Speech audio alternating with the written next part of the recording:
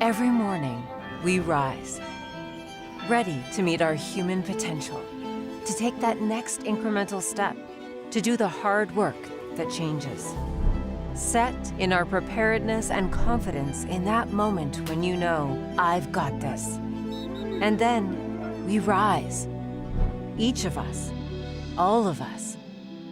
We rise as passions coalesce in research, art, athletics, and beyond. We rise to the challenge of inquiry and discovery through undergraduate research and hands-on learning. We rise through the personal attention of a small college, fueled by large university resources. We rise to the need for listening across differences, teaching the art and the act of conversation. We rise to the sounds of a vibrant, diverse, and culturally rich city, and we reflect it. At Trinity University, we recognize that you are here because you are ready to rise. And through a love of learning and a life of learning, we will challenge you to always reach beyond the horizon. Because your future awaits.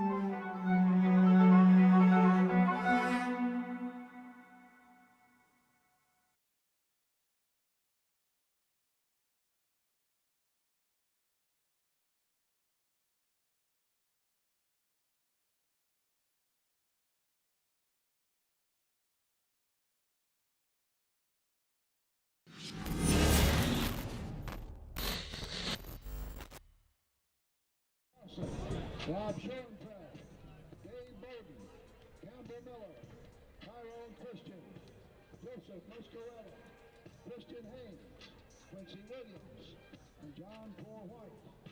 And head coach of the Tigers, Jeremy Urban.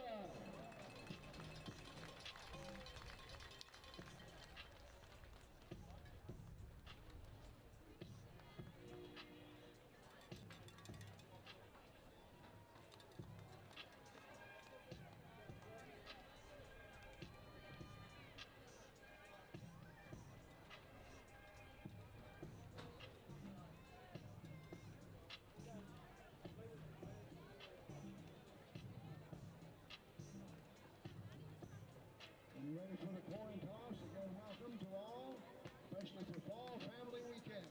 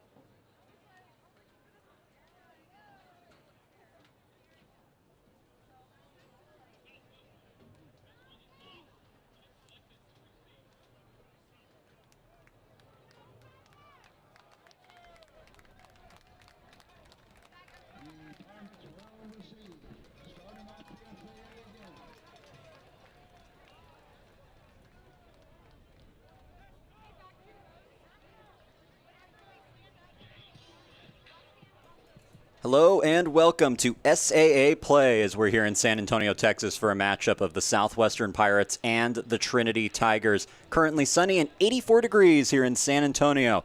I'm Cole Isaacson, joined alongside Andrew Thomas as we're all set to get conference play going for the Trinity Tigers. Andrew, what should we expect today? Well, the Tigers have been on an absolute roll, 3-0 so far in the season, currently ranked top 20 in D3 football. Now, on the Southwestern side, they're currently 2-1, coming off a tough loss to TLU. They just had a bye week this past week, and we had the opportunity to talk to the Southwestern head coach, and he had nothing but good things to say and said he was ready to go. Trinity will kick this one off to get things going. Hayden Rhodes out there. It's the third straight season these two teams are going up against each other. Trinity's won the last two in convincing fashion, a 57-7 victory 2 years ago, 34-7 last season. As this matchup comes back to San Antonio, and so does conference play. The Trinity Tigers opening up the season 3-0. All three wins non-conference, all by multiple scores. Both teams are ready to go. Southwestern and Trinity, and we have a whistle. So I guess not quite ready to go. Everybody looking around, wondering what that was for. And it looks like it was for absolutely nothing. We're ready to go once again. Hayden Rhodes will kick it off, and we're underway from One Trinity Place in San Antonio, Texas. A short kick will be returned. Trying to work his way out towards the 25, but brought down at the 22. Nowhere to go. And that will set up the Southwestern offense, which has been quite good recently, led out by their quarterback, Jackson Sims. Sims back after dealing with a broken hand. Missed last week's loss, or excuse me, 2 weeks ago against Texas Lutheran.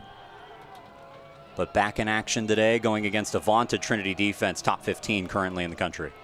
Indeed, so far this season, the Trinity defense really has been dominant and hasn't really allowed. The run game particularly has really been impressive. First down and 10 for Southwestern.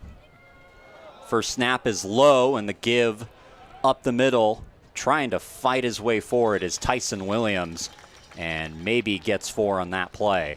Tyson Williams averaging 97 yards on the ground per game this season, a real threat for the Southwestern offense. Another thing to note for Southwestern Pirates is they're currently running a 2-quarterback setup. So far, right now we have Jackson Simpson. We also have Jacob Smith, who we might get to see here later in the game. Sims, the quarterback currently. Second down and 6. Give up the middle, fighting his way forward, and not a lot doing there. Trinity's defense all over it. Andrew, you talked about how good they are against the run. Yeah, they are. So far this season, we've played Trinity's played a lot of teams that really run heavy. A couple names on that list are TLU and, Bellhaven's another great example of that. They have a very good running back in Jacob Galashaw. And, they're really able to kind of stop him from getting anywhere. And so far today, they've really only allowed small yardage here to the Pirates. We'll see where Southwestern goes on 3rd down and 4. Sims will throw off his back foot, and it's a screen well set up for Williams, who has the first down and more. Past the 40, spinning his way towards midfield. Eventually brought down on the Tigers' side of the field. Tyson Williams getting the job done on 3rd down. Tyson Williams able to show off his athleticism there. Broke a couple tackles on the Trinity defenders, which you don't really see all that often. But definitely, a very dominant player and, very speedy, as we just saw there. Trinity 12th in total defense in the nation coming into this week. But Southwestern definitely the best offensive threat that they've faced so far this year. First down, they go play action. Sims backs up and throws a low throw to Graydon Thompson, who slides and makes the catch. It'll be another Southwestern first down. Thompson, Southwestern's best receiving threat, coming off a 200-yard game against TLU. Definitely. So far, today, as we've seen, there's a little bit of short drives going, a little bit of run, a little bit of play action, as we just saw in that previous play. But so far, Sims and his offense are really dominating the field. Already at the Trinity 36-yard line with 1st and 10 on their opening drive. It's play action. Sims trying to run, but nowhere to go. Priestmeyer and Rafai there to meet him behind the line of scrimmage. Looked like he tried to hand the ball off on the wrong side. Some miscommunication for Southwestern. Indeed. His running back, Tyson Williams, ran to the right-hand side of him. Now he turned to his left, thinking Williams was going that way. Not quite. And he just decided to take off with it because he had no other options. So kind of a broken play. Sims tried to make something out of it, but couldn't. Brought down for a loss of 2. First time Southwestern has really stubbed their toe on this opening drive. Trinity's defense trying to make the stand. They have the ball at the 38. Low snap, skips to Sims, and he's going to have to escape. Throws on the run, it's batted in the air and intercepted. A disastrous play on the opening sequence for Southwestern. Not what you're going to see there. We're going to see Sims throw it up. Can't really tell who's there on the deflection. But nonetheless, the Tigers were able to get an interception there and, end a little good run there that the Pirates had. It was all happening so fast for us. You can only imagine how Sims felt. It all started with that snap skipping into him. Johnny Wobodeau in on the pressure that forced Sims to get rid of the ball, and Trinity's defense comes up with another takeaway. And now what's been probably the biggest story in these first 3 games for the Tigers, their ability to march down the field on their opening drive. This Trinity offense led out by Hondo Franklin. Franklin 21 for 27, 225 yards 2 weeks ago against Pacific Lutheran. 4 touchdowns in the first half. First play is a give. And not really anywhere to go. Call it 2nd down and 8. One thing that's of note is Trinity's run game is very strong. A lot of very, couple young running backs that you're going to see in play today. Maybe a lot more experience in the backhand side. And you're really just going to see Trinity kind of run down the ball, maybe take a couple deep shots now and again, but really just trying to get the first down no matter what. 2nd down and 8, give up the middle. It's Huerta trying to get what he can, but won't get very far. Coach Urban and the Tigers throwing a bit of a curveball on that opening play. That was sophomore running back Jason Love, who we haven't seen at all this year, starts the game on the opening drive, as now Huerta will be subbed out for Milo, the 3rd back to be used in this game on 3 plays. Huerta and Milo are familiar names if you tune into a lot of Tiger football. And so far this season, they've really been a dominant duo, as we're going to try to highlight them more as the game goes on. 3rd down and long already for Trinity. Franklin facing a blitz, throws over the middle, tipped in the air and incomplete. Going for his leading receiver, Alejandro Tavares, hit him in the hands.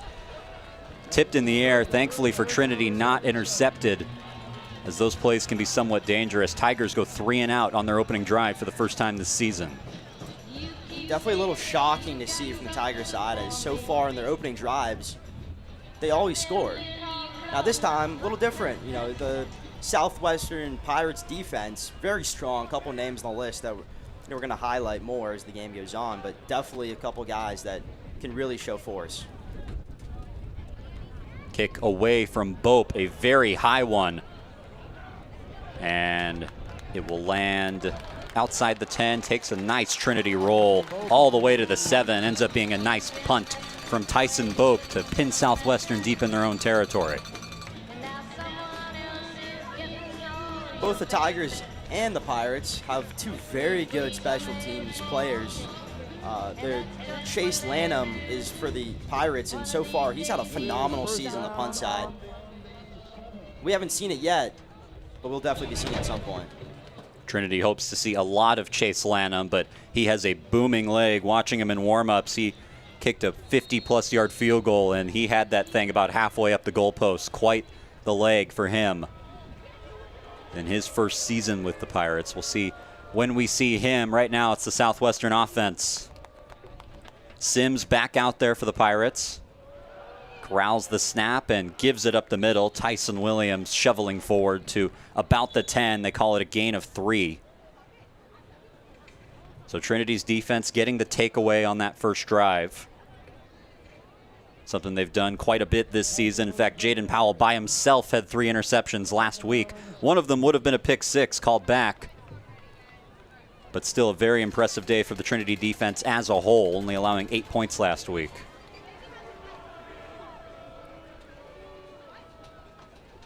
Sims runs right into pressure, throws to his man Williams, who can't make the catch. That looked like Wobodeau right there, waiting for him as he was trying to roll out. TJ Scannell also on the pressure there. Another Wobodeau and TJ Scannell are 2 big names here in the Trinity defense, as well as you just further mentioned, Jaden Powell. His last week was also his first ever time in his career being a SAA Defensive Player of the Year, or the week. Jaden Powell had to step in because of the injury to Ryan Ventura who was so good for the Tigers last year and at the beginning of this season. But Powell's filled in more than admirably. 3rd down and 7, and Sims goes down in the end zone.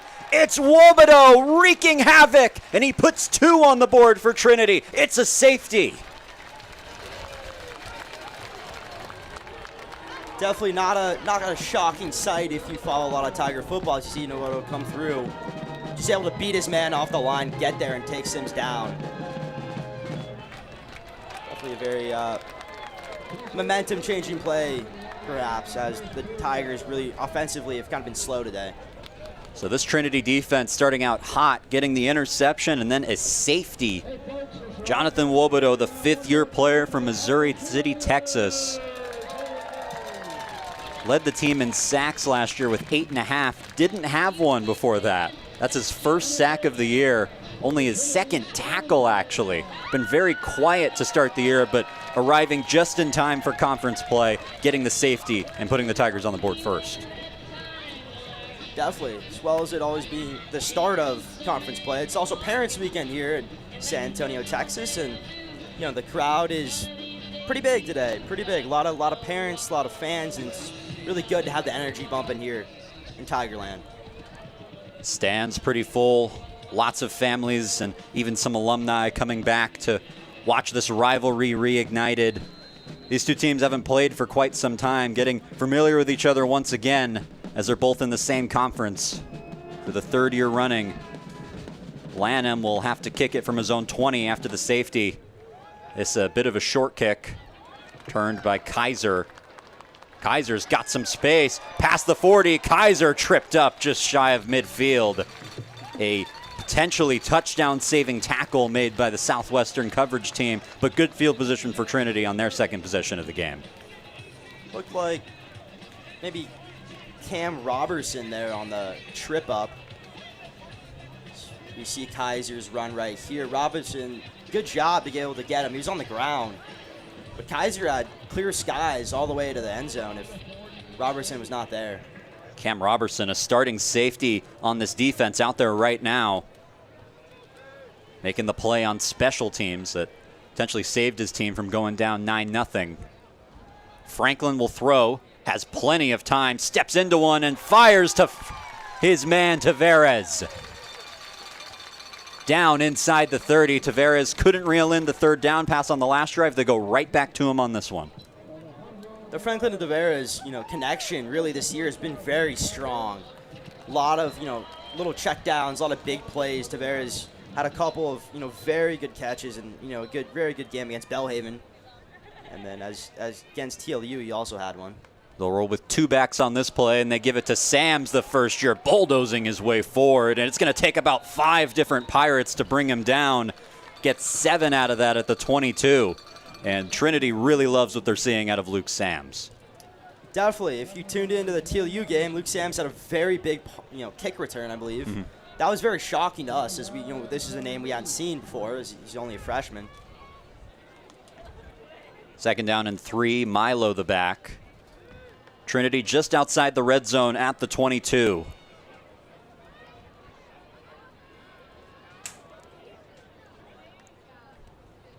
They give to Milo. Works his way forward and should have enough for the 1st down. Gain of 4. Milo and Huerta this season really been working the kind of short run game. We've seen a couple big runs down here, but really it's just 3 yards, 5 yards, kind of work down towards the 1st down. And so far this season's been very accomplishable. Trinity now in the red zone with 1st and 10 at the 18. Place where they've been quite potent this season. Clicking at nearly 87% on the year in terms of getting points in this territory. It's a play action, and that throw going nowhere. Looked like some miscommunication between Franklin and Tavares on that one. They've looked to him a lot on this drive already, though. Tavares seemed to be kind of cutting inside when Franklin seemed to think he was going to cut towards the outside, towards the pylon more. Tavares didn't quite get there, and Franklin's pass was just incomplete. It'll set up 2nd and 10. 7:28 left to go in this 1st quarter. That's already seen so much action. A bit of a weird score, 2-0 after the safety. Go play action again and right to Deveris, and it looks like the same thing that happened on first down. Some miscommunication on that route once again, back-to-back incompletions.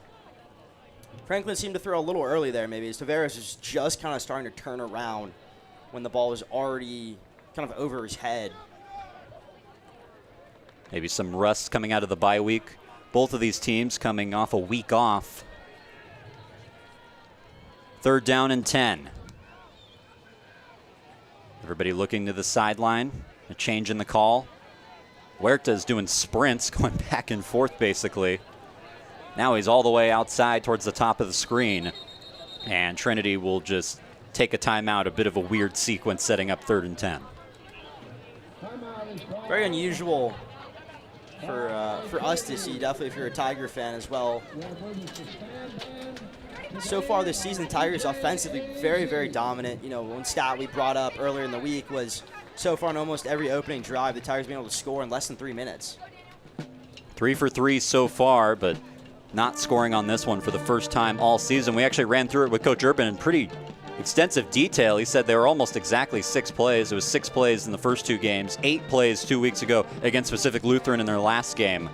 But the consistency of being able to get up early, and then that helps them control the game, which is what they ultimately want to do. Talks about it's great to be in these moments like they had against Barry last season, but what you really want to do is control a football game and leave no doubt, and starting fast and getting up early can help with that. Coming out of the timeout now. 3rd down and 10 as Trinity took some time to talk it over.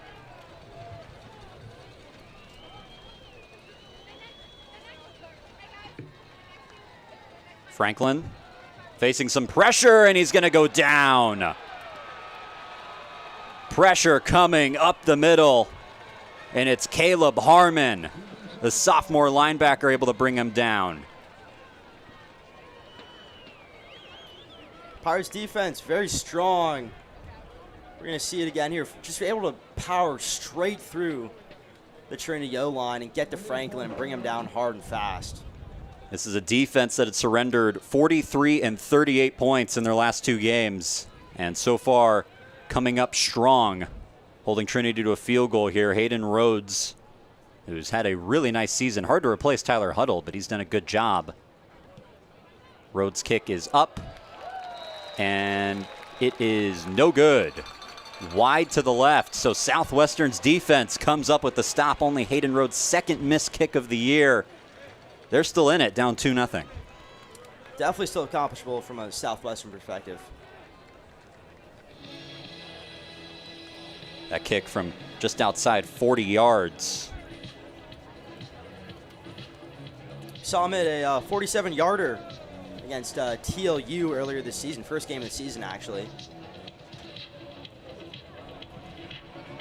So Southwestern's offense will come back into the game, and we talked about how they're going to roll with 2 quarterbacks. Here's the second one, Jacob Smith, who started last week's game against TLU and did enough to stay in the lineup. 5 total touchdowns, 3 passing and 2 rushing.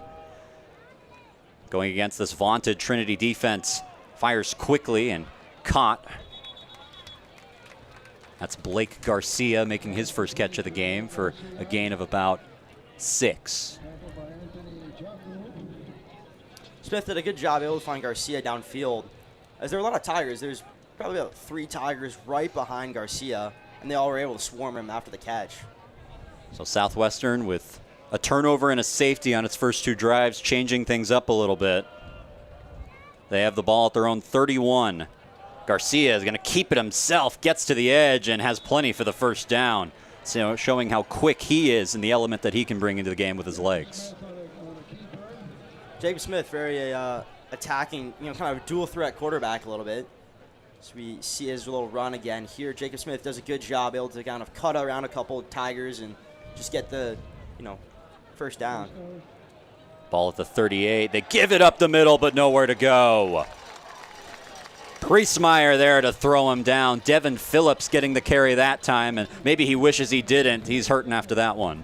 Definitely. Priestmeyer, an offensive force so far on the D-line. Really just able to get through, got a lot of big tackles this year. Goes down as a loss of 1, but an emphatic loss of 1. Put an exclamation point after that. Southwestern trying to overcome the setback. They fake it. Smith keeps it up the middle and spins away from a tackle. Smith still going past the 50, jogs out of bounds, but tackled right along the sideline by Njoku. And this quarterback run game adding a new element for Southwestern, moving the ball down the field. Definitely is. Smith did a good job, went right through the stream of Tigers, able to break one tackle there. Another one there, and able to just kind of get up there and get a first down and some. Now he did take a very big hit there from Njoku, bringing him down, kind of flipped him around and pushed him down. This is a Southwestern offense that scored at least 27 points in all 3 of their games. Just recently lost to TLU 38-35, not the fault of the offense whatsoever. They give it up the middle, but wow! The penetration, Ferris Rafai coming in like a torpedo and bringing down Williams for a loss of 2. Huge blitz there by Ferris Rafai, able to just break through the entire line. No blocker there in the slightest. Just a big hit, and you can see he was fired up about that one. Nobody even touching him on that play. To correct myself, that was a loss of more than 2 as they spot that 5 yards behind the line of scrimmage. Ball at the 48, 2nd and 14, and now this crowd getting into it. Some energetic plays by their defense. Williams trying to find some room, and this time gets past the original line of scrimmage. A nice carry on 2nd down. Wakil Mateen in on the tackle, but it'll set up 3rd and reasonably long. Williams did a good job, able to break, I believe 1 or 2 blitz there on him. I believe one originally came through trying to do what Rafai just did. Wasn't able to quite get there at the end. And he was able to pick up a couple extra yards and kind of bring him closer to that first down, keep the drive alive. They're calling it 3rd down and 8. Smith all alone in the backfield. He's got 3 receivers to his left. Looks that way, fires over the middle, it's caught, and the first down and plenty more, muscling his way out to the 30. That's Samuel Willis getting the start at tight end today, makes his first catch of the game.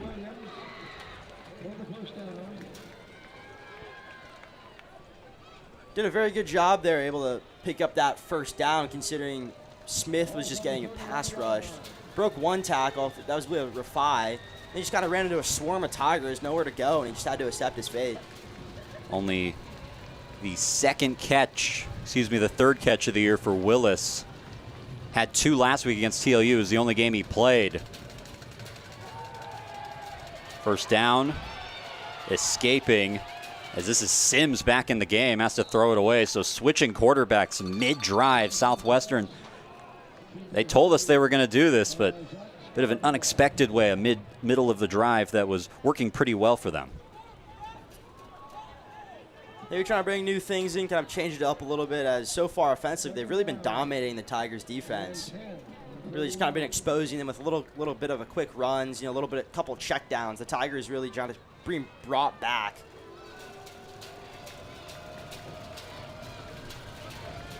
Second down and 10 after the incompletion. Give to Williams, gets to the edge and shovels his way forward, still dragging Tigers towards the first down marker. We'll see if he got there. Looks like he's coming up just short. Either way, a nice, powerful run by Tyson Williams. Williams there really showing off his strength and adversity, as you see there. A lot of Tigers came in for him. He's able to break all their tackles and keep going. He had 2 Tigers on him, one of them being TJ Scannell, which personally I love. Here's Williams. We'll see if he got there or not. Judson Crockett makes the tackle.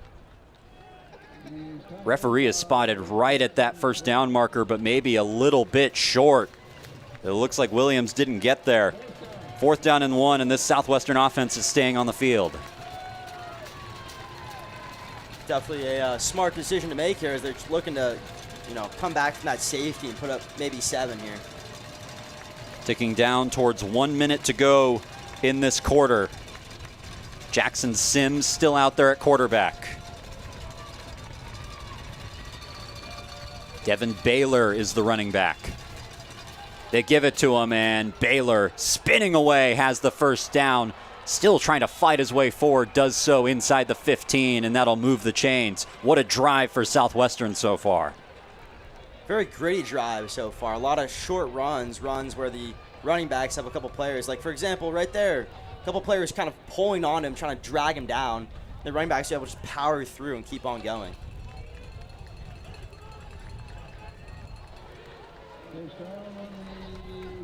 First down and 10. Down at the Trinity 14-yard line. They give it to Baylor again, trying to shovel his way forward, but about 5 different Tigers there to meet him, still able to get some extra yardage. There does look to be a penalty flag on the field. We'll see who that's on. Always tough when it's a team that wears yellow because you never know if it's an accessory like a glove or something, but this does look like it's a penalty flag of some kind as the officials will conference. Priesmeyer being helped off the field there. Is walking, but is currently being assisted by a trainer and looks like an assistant coach. And the penalty, a face mask on Trinity. They'll tack on 15. They'll be half the distance to the goal. Automatic first down for Southwestern, 1st and goal. Clock winding down in the first quarter. We'll see if Southwestern is content to take us to the break. And it looks like they are. End of one, a highly contested quarter for the Trinity Tigers. One of the first of those that they've experienced this season. Only up 2-0. We'll be back on Tiger Network after this short break.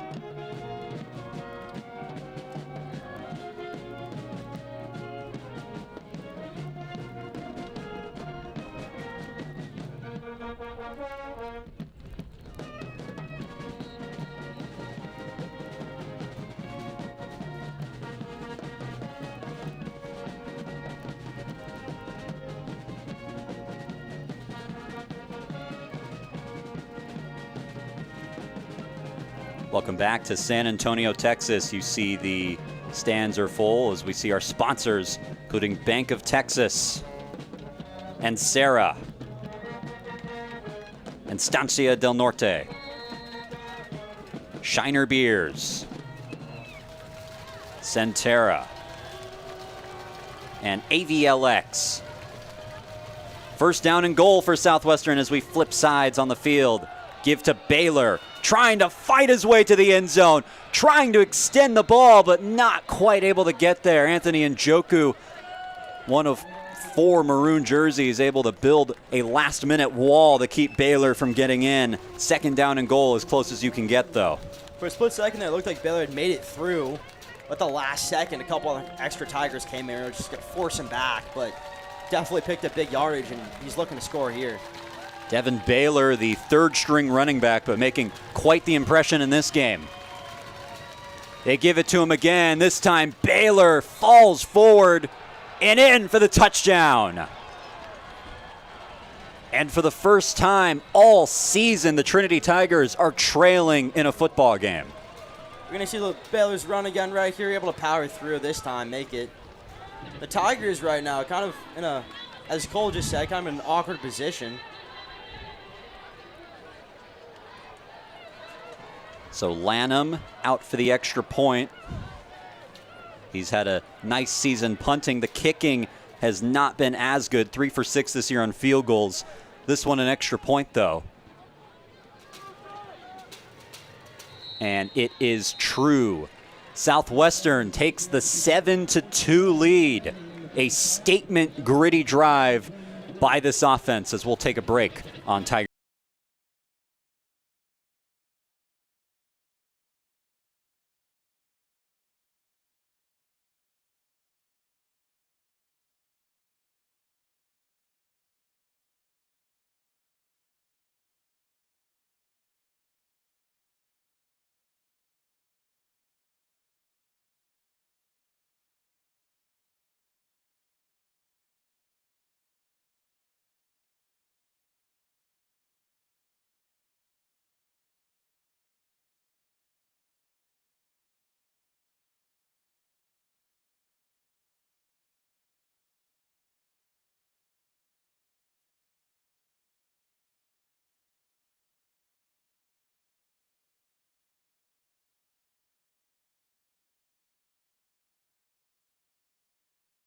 Green 101-23 in favor of Southwestern as they've taken early control of this game.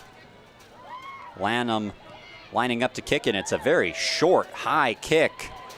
Fielded by Milo, who breaks the initial tackle, and Southwestern maybe trying to cause a scene and some chaos here on the kickoff. Trinity will get good field position out of it, though, past their own 40. Gonna look at it here. Able to break one tackle. Second tackle he was not able to break, but nonetheless, so a little bit of a confusing play there from Southwestern. Maybe trying to get an onside recovery of some kind. Not really able to get there, though. So Trinity will take the ball over at their 36-yard line. Stephen Fuquay with the initial hit on Milo there. Trinity offense trying to find some rhythm. They'll do it with Huerta. Powers forward, just shy of the 40 at the 39, a gain of 3 on first. Something we haven't seen too much is Trinity's offense struggle to get going. They're normally up by multiple scores at this point in the game, but Southwestern has really hung in tough, particularly on defense. Pirates so far, there's a couple names on the Pirates side that are we're bringing up here on this drive, but really strong defensively. Give to Huerta again. And just not a lot of room to operate, making something out of nothing, though. Actually got about 5 on that play. Looked like he was stuffed pretty quickly. Third down and short coming up for Trinity.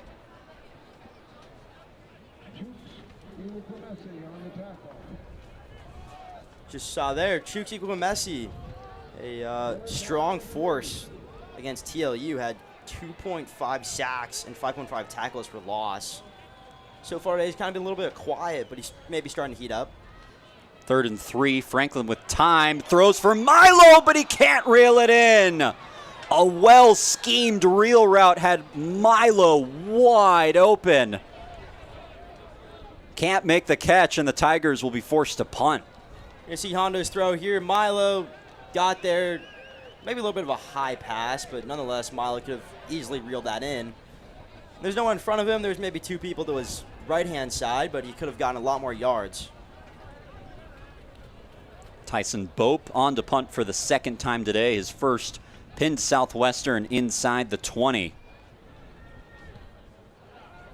This is a high kick that will be fair caught at the 26. That is where the Pirates will take over, a chance to add on, a situation that I don't know how many people thought we'd be in right now, particularly with how Southwestern's defense, how much it struggled coming into this game. Gave up a lot of points last week, 38, including the game-winning score to TLU with 9 seconds to go. Give up over 40 points in a win to Puget Sound the week before that. Just came in really struggling, but they've righted the ship and have played a very competitive game here in San Antonio. So far today, Pirates are just swashbuckling through the Tigers. I see what you did there. That's good. First down, a run. It's Williams, and he's got a first down, dives forward past the 40. It'll be a gain of 11 and a chain mover for Tyson Williams. Like Jane Powell there on the tackle. As Cole mentioned earlier, had 3 interceptions against Pacific Lutheran. Give to Williams, and this time Trinity defends it well. Dorian Hill in on the tackle for the Tigers, along with TJ Scannell, that linebacking group. It's been a gritty performance on both sides, but Southwestern so far able to make the plays, to get the stops, and to move the chains. Both sides of the ball, they've really hung in there and done more than their part to be up in this game.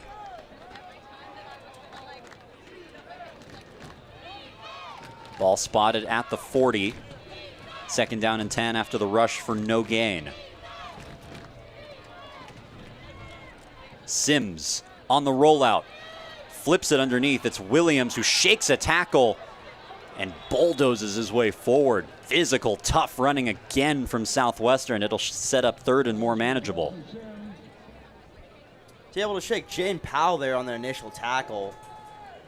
It's definitely a big, tackle to break, and then had two on him. Ultimately being brought down by Anthony Njoku. Third down and 3. Southwestern coming off a touchdown drive, trying to create another one.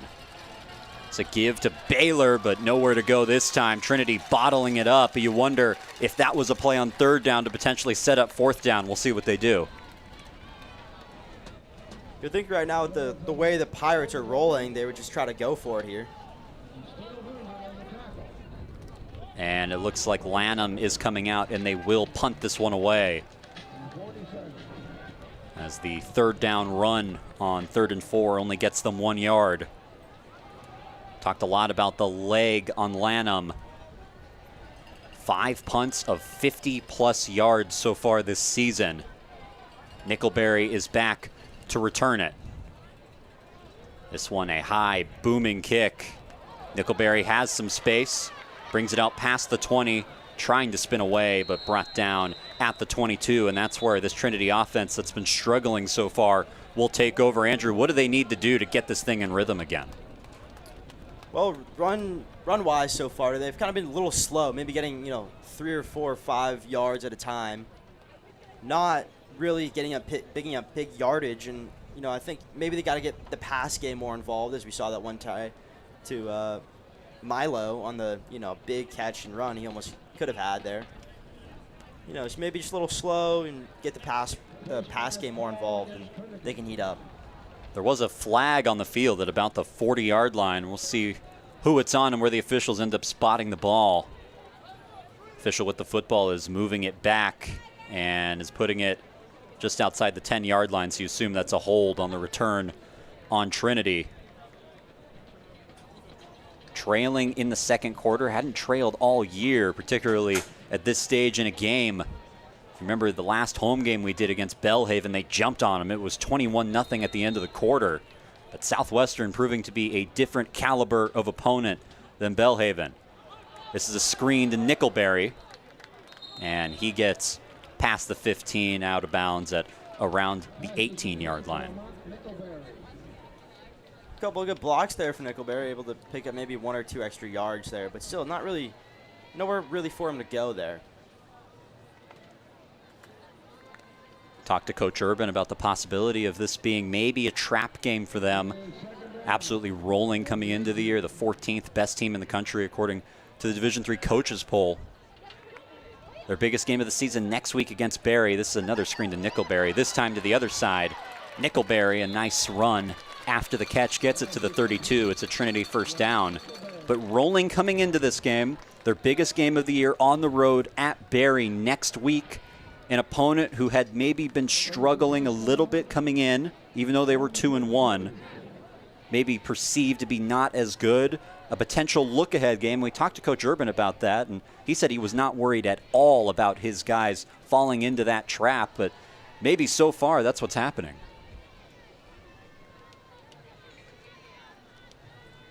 First down and 10 at the 32. They throw another screen. This time it's Hancock making his first catch of the game. Hancock rolling up towards the 50-yard line, and the screen game working well for the Tigers on these last 3 plays. You tuned in the last game the Tigers played against Pacific Lutheran. Hancock had a career high of 9 receptions for 107 yards, really highly involved. When he got the opportunity to talk to Urban, he wasn't were specifically targeting Hancock last game, but it was more like Hancock was open, and Hancock seemed to be open there and was able to get the first down. Had 4 catches on that opening drive, getting involved on that play. This is a give to Milo, who lowers his head and pushes his way forward. Gets a gain of 4, taking it into Southwestern territory. So far, the biggest play or missed play by Trinity in this game is that wheel route. The throw a little high and behind Milo from Franklin, but probably a ball that Milo would tell you that he should catch.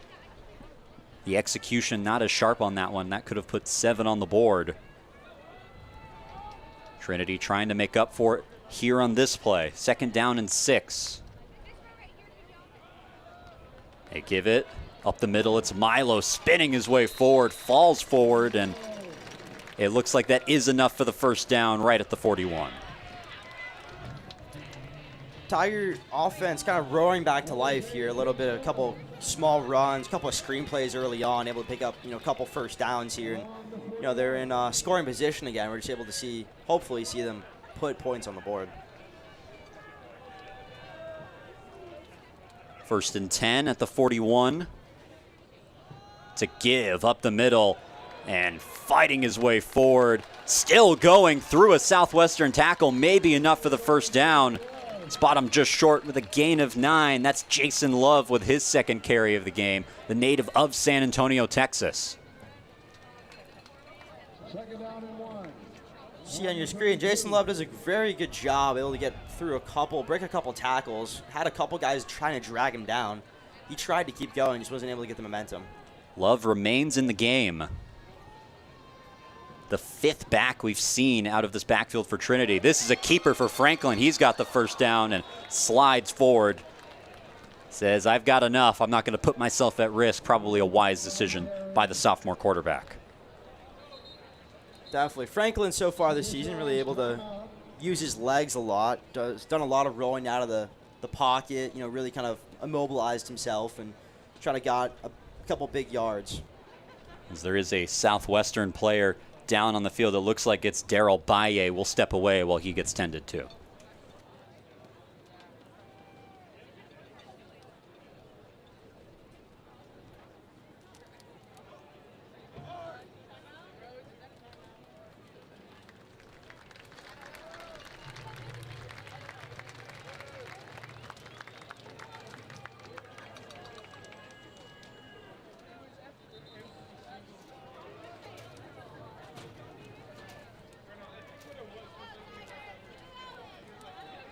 Welcome back. Baye able to jog off the field under his own power, so he looks to be okay. We'll see if he enters the game. Meanwhile, it's 1st down and 10 at the 29 of Southwestern. Trinity trying to get their first offensive score of the game. They'll swing it out to Nickelberry, but nowhere to go. Gilbert Anderson, the 3rd. The sophomore corner able to make the tackle, just completely eluded that block. So there, Anderson the 3rd did a very good job able to break the blocker. Unfortunately for Nickelberry, he just really got brought down hard. It had nowhere to go. I don't want to call it a hospital pass, but kind of seemed like one. Seen a lot of hard physical tackles behind the line of scrimmage on both sides in this game. Franklin pumps. Now throws one deep down the sidelines. Got a man, but just out in front. Going for Nickelberry. Looked like originally it was supposed to be a little bit of a screen as Nickelberry was off to Hondo Franklin's left-hand side, kind of motioning for the ball. And Franklin kind of told him, go downfield. Nickelberry did a good job. The ball was maybe to 1 or 2 strides in front of him. But nonetheless, if we would have connected, that would have been a big play for the Tigers. So the 2nd big miss that could have been a touchdown for this Trinity offense. 3rd down and 13 now. They'll throw quickly underneath. It's caught. Schmid working his way forward and has the first down. So the short, quick game for Trinity has been good all day. They use it on 3rd and 13, and they get 16. When we had the opportunity to talk to Coach Urban, the head coach of the Tigers, this past week, one thing he talked about was, really being disciplined, and when you have the opportunity to get a first down, really trying to take that. Right there, you really saw that as, they got the kind of small check down to him. He made a couple of cuts and was able to pick up that first down. As Southwestern, that's Jude Balderas getting off the field under his own power. It's a little cooler than it has been in past games and in past weeks, but still pretty hot down there on the turf field. Kickoff temperature was 84 degrees. You can only imagine that's only gone up since we've gotten going. Just 5 minutes and change remaining in this first half. Trinity, really their first effective, strong drive of the game. They had the one that got down towards Southwestern territory where they missed that kick. But now first down and 10 in the red zone at the 16-yard line. They fake it to Huerta, slings it out, and a catch made. Was it caught? Yes, it was. Tavares' strong hands to bring it in. Tavares under double coverage there. He pretty much got hit as he went up for the ball, as we're going to see that again. Just kind of got dragged down. He did a very athletic catch there, kind of bringing his knees up to his chest to help with that ball security as it brought it down. Quincy Nevins all over him for Southwestern, but still able to reel him in. First down and goal. Huerta, patience and running, but nothing doing there. Brought down at the 3. Huerta there to really try to cut up. He was kind of indecisive there as he started his run. Maybe he was trying to cut to the right, cut to the left, and ultimately just had to go straight through. At that point, the Pirates were already there to able to bring him down collectively. Trinity going with 6 offensive linemen on this play. Jacob Husband, the sophomore from Houston, coming into the game. Heavy set for Trinity on second down and goal. Give Morkowski fighting his way forward towards the goal line, pushing his way just shy of it. Brought down at the 1-yard line. Very big 3rd and 1 coming up here as we just saw Morkowski power his way through. So far today, Tigers really utilizing the run game. So we saw Morkowski kind of, I don't want to hurdle a guy, but just kind of went over his back. And in for the touchdown. So they get it on the doorstep, and Trinity able to power it in on the next play. They take the lead. Franklin with the quarterback sneak. Almost a little tush-push-esque there as Morkowski was behind Franklin. He didn't end up pushing him in, but he could have. So a strong answer of a drive from Trinity. Hayden Rhodes on for the extra point. He has missed a field goal today. Extra point. Right through the posts. Trinity gets their first touchdown of the game. 9-7. They take the lead on Southwestern. We'll be back on Tiger Network.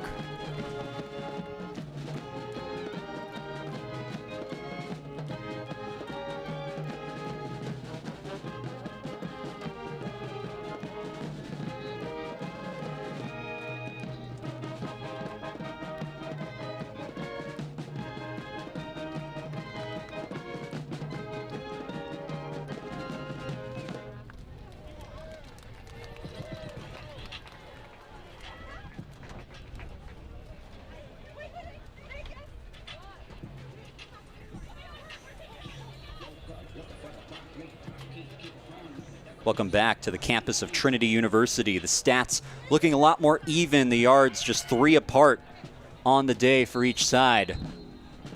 As Trinity has the 2-point lead, 9-7 after their long touchdown drive that ends with a Hondo Franklin 1-yard touchdown on a quarterback sneak. Rhodes will send it back to the Pirates, who will try to answer this kick over everyone's head, and it'll bounce into the end zone and roll out of the back of it for the touchback. So Southwestern, all of a sudden, a little bit of pressure put on them. They'd controlled a large part of this game, but now it seems like the Tigers, maybe with an early kickoff, starting to wake up a little bit. They have the 2-point lead now.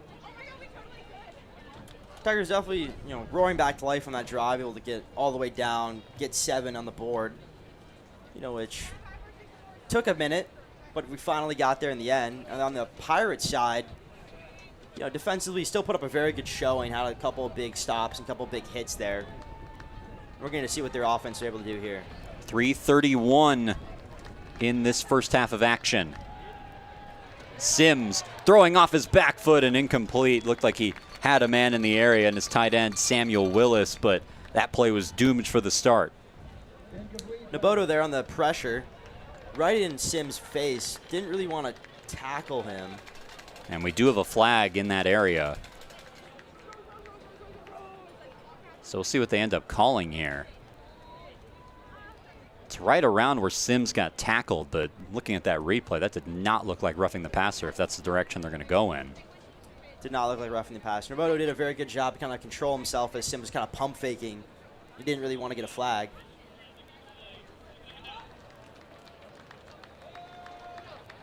So didn't quite hear the announcement there. They are moving the ball forward.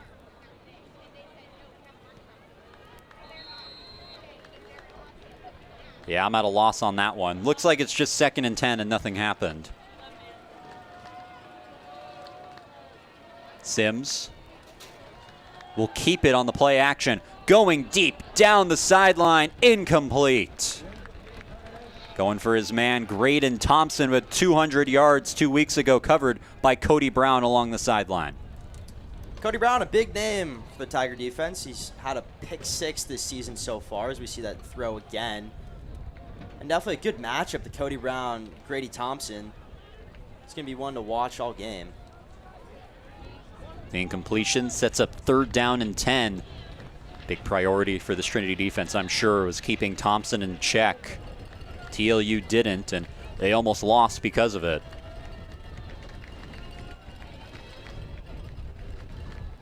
Jacob Smith into the game at quarterback, swings it out wide. And the screen, the ball comes out. Crockett picks it up. He's going the other way for the touchdown. They ran a screen to Christian Murray. The ball ends up on the ground, and Trinity's defense, that had been pushed around all day, pushes back in a big way. We're going to look at it here. Big hit there. TJ Scannell maybe on the tackle there, but Scannell just brought him down, and Judson Crockett saw a ball, took a ball, and another number 6 on the board for now. Hopefully make it 7 here with Hayden Rhodes. Sometimes it can be that simple. See ball, get ball. That's what Trinity does on that play, a defensive touchdown for the 2nd straight home game. Rhodes puts it through the posts, makes it 16-7. The momentum flipper. Forced fumble, return for the touchdown by Judson Crockett. Trinity has their largest lead of the game, 16-7. When we come back on Tiger Network.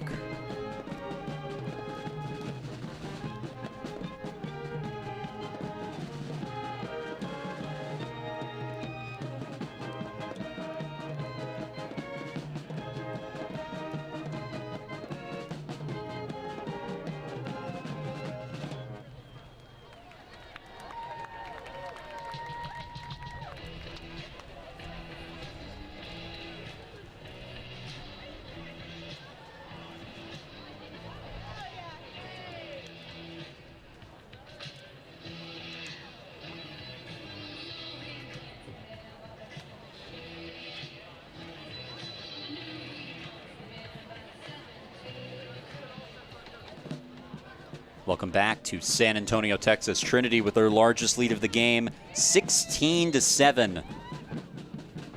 The fumble return for the touchdown, giving them that advantage.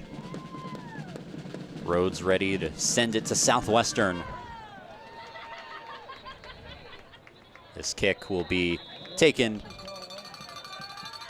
and they call fair catch. Touchback going out to the 25. So Southwestern now all of a sudden put in a position where the script has completely flipped. Trinity seems to have woken up, and they've taken total control of this game after it looked like Southwestern was hanging in there and doing more than hanging in there. They had a 5-point lead for a little bit there. Trinity showcasing why they kind of are top 20 in the country right now. You know, defensively, they've really woken up. They weren't never not awake, but offensively really starting to wake up. Jackson Sims and his offense back out there. And a quick timeout, not ready to go. So Southwestern a little out of sorts with that timeout. We'll take a quick break on Tiger Network.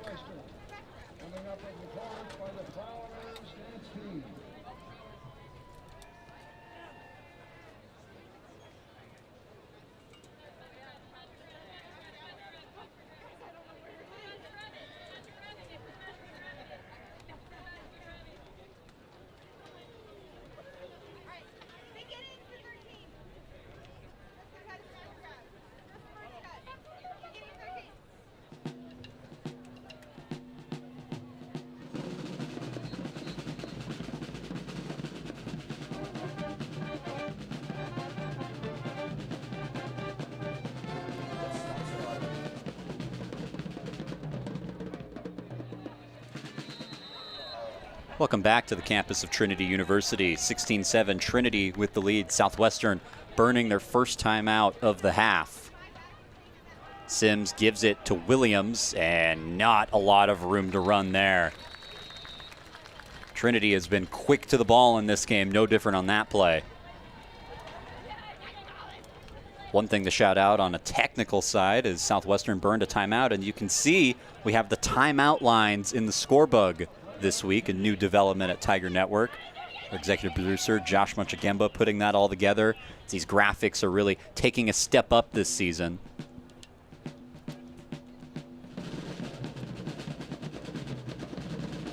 It looks like there's a timeout on the field. Couldn't tell who took it, but you'll find out with our graphics. 2:47 on the clock, second down and 11 coming up. As Andrew, Trinity is taken complete control of this game all of a sudden. Southwestern trying to respond. We talked about the matchup coming into this of the 12th overall ranked defense in the country against Southwestern, who had been putting a lot of points on the board, and they needed to in their prior games in order to win. It was going to be a tough matchup for them, and it started a little slow for this Trinity defense, but it looks like they've come to play so far. Tigers really waking up on both sides of the ball, you know, offensively and defensively. Hunter Franklin making a lot of good plays and a lot of short runs on the drive that put up points offensively. And then defensively, a little scoop and run from Judge Croc, and suddenly the Tigers are in a familiar position again. So after the stoppage, second down and 11, 2:47 to go in the quarter. So the officials are still holding play for whatever reason. Looks like we need to reset the clock. It's 2:52 on it. And now we're ready to go. Second down and 11. Play action, slings it over the middle, and the catch is made by Thompson. A sliding grab past the marker should be enough for the Southwestern first down. Very good throw there, able to find his man. He was in double coverage, Thompson was in double coverage. Almost got hit there. Just barely made that catch. First and 10, clock still going. They throw it to the outside quickly. That's Reese Catrier, his first catch of the game. Been quiet so far today, maybe a gain of 2. Got out of bounds to stop the clock. Or no, he did not. Looked like he did. Clock still winding. And Southwestern seems content to take this to the 2-minute timeout. A lot of stoppages on this drive. We'll have another one. 2 minutes to go in this first half. Trinity up 16-7. You're watching Tiger Network.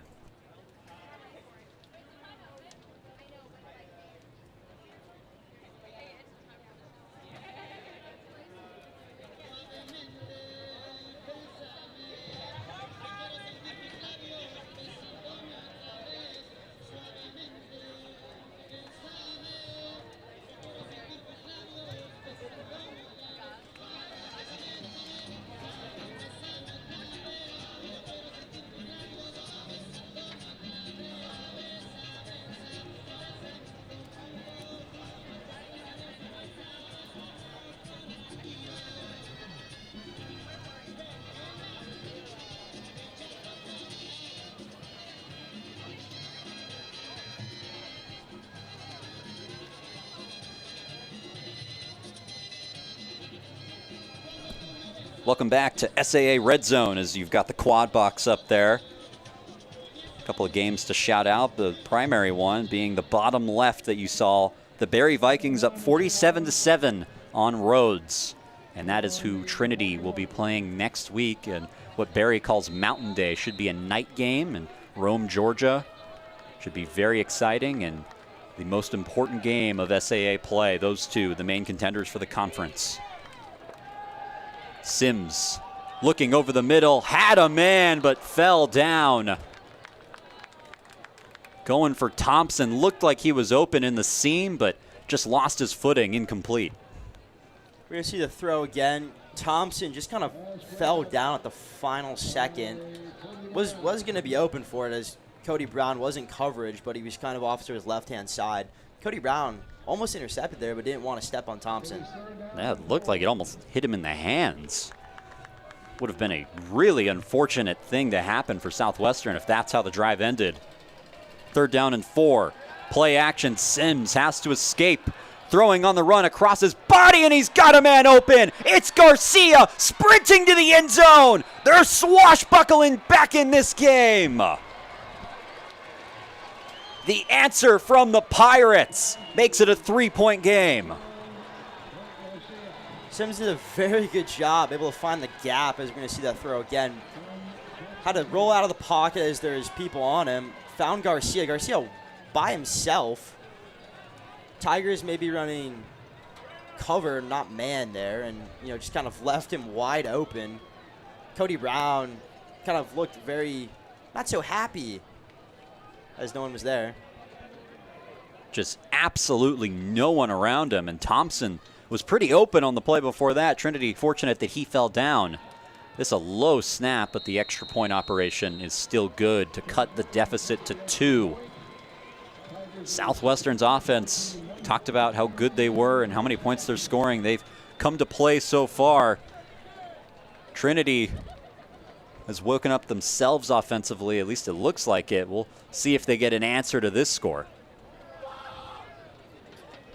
So Hondo Franklin warming up on the sideline a little bit. And he looks ready to go. He looks ready to, kind of make something happen here with a little less than 2 minutes to go. Tigers probably want to come out, put another 7 on the board, and walk in the locker room. Even if they do that, these Trinity starters are probably going to have to experience something that they haven't in 3 weeks, which is playing deep into the second half in a competitive game. Last real competitive first half they had was against the Texas Lutheran Bulldogs on the road, and TLU was down 26-14 in that one at halftime, and Trinity starters had to stay in for a while to finish it out, but these last few games have been absolute routs at half. Hondo Franklin has not played a second half snap in 3 weeks, if you count the bye week. Lanham will kick this one back to Trinity, trying to find themselves an answer. Returned out past the 20, a burst of speed brought down at the 25. That looks like Luke Sams bringing it out from his own end zone. So Trinity will have a minute 37, 2 timeouts on the clock. How risky do you think you want to play this, Andrew? The risk of potentially a turnover that could flip things? Well, the previous drive the Tigers were able to score on, it was just a lot of kind of short runs. So I would expect maybe, start this drive off, maybe a run or 2, and then kind of take some deep shots. First down and 10 at the 25 for Franklin in the offense. Scored on their last drive with a touchdown. This another short pass, just like you were talking about. They get it out to Nickelberry, who's out of bounds. And that stops the clock with a minute 31. They call it a gain of 9, just shy of the first down marker.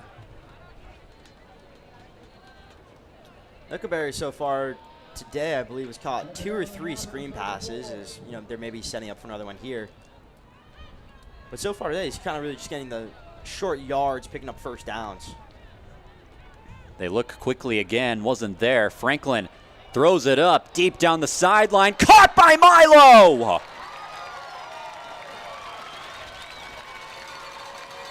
All the way down to the 26. What a throw and catch by Trinity.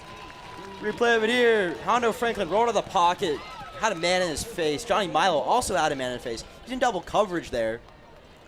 Trinity going quickly. They give to Milo.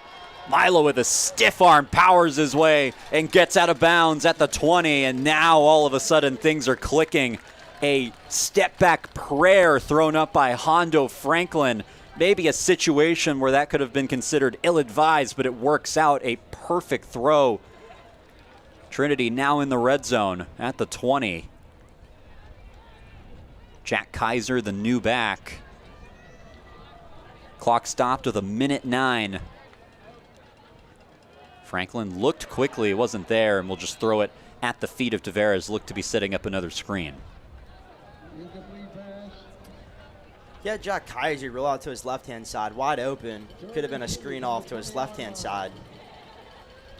Maybe only looking right, as he did have a man kind of blitzing from his left-hand side, right in his face, but could have done a little check down to Jack Kaiser there.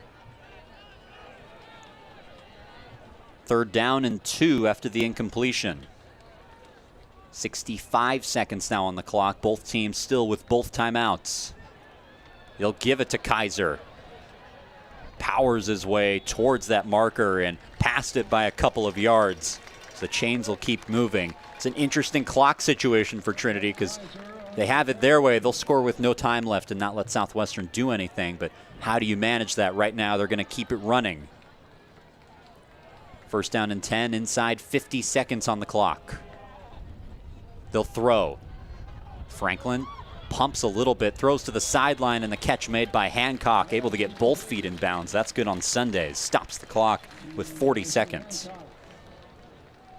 Sort of a high throw there by Franklin, but Hancock, really showing off his athleticism, able to get up, bring it down, get both feet in for good catches. We get another look at it here. Hancock barely got there, kind of toe dragging a little bit at the end.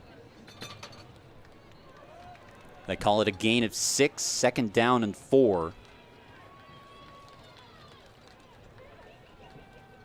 Milo in the backfield, his catch, setting up this opportunity just a couple plays ago. Time for Franklin. Lofts one to the end zone, incomplete. Misses Nickelberry, had him in the corner. It'll bring up 3rd down and 4. A little bit of overthrown there by Franklin. His ball kind of landed right at the back pylon. Nickelberry almost there, maybe a couple, 1 or 2 strides, still back, but I don't even know if he could get there, as he would have to toe drag and really kind of sprawl himself out to get that ball. Converted their last 3rd down on this drive. They'll have to do it again to keep it going. 3rd down and 6. Blitz up the middle. Franklin goes down. Southwestern's defense bringing pressure at the right time. Caleb Harmon, his 2nd sack of the game. Defensively so far today, Pirates really keeping the game close, keeping them in it, as Franklin got kind of double coverage. Both blitzers kind of came in. Tiger off O-line, really maybe not awake there. And, maybe a momentum-shifting play for the Southwestern Pirates. Trinity decides to take this time all the way down to 3 seconds, 4th and 19. Ball spotted at the 25. And that's where Hayden Rhodes will attempt his 2nd kick of the game.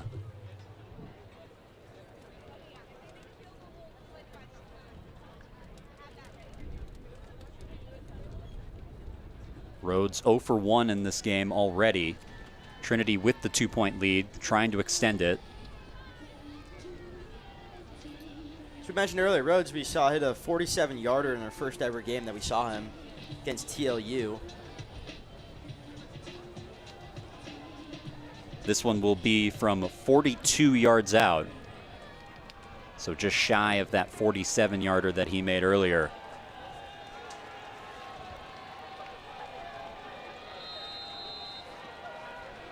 Trying to extend the Trinity lead going into half. Southwestern has a returner back in case it's short.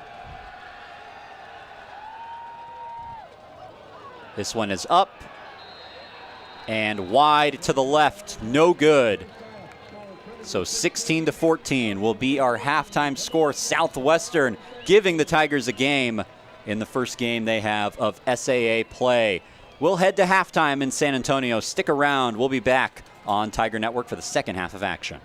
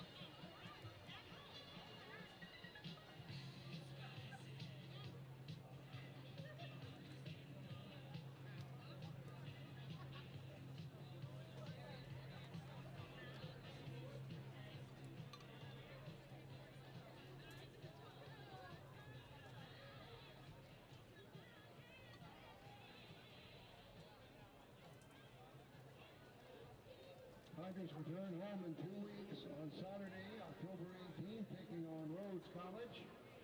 High noon kickoff with plenty of more action to go.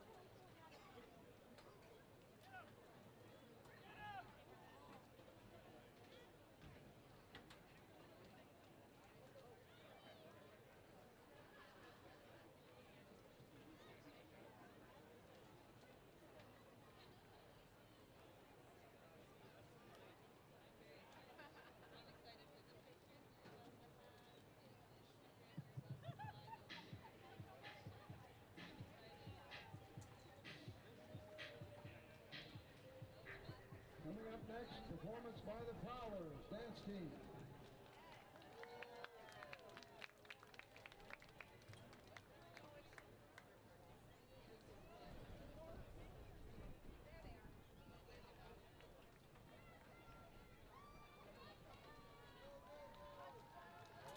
Ladies and gentlemen, please welcome to the field, the Prowlers!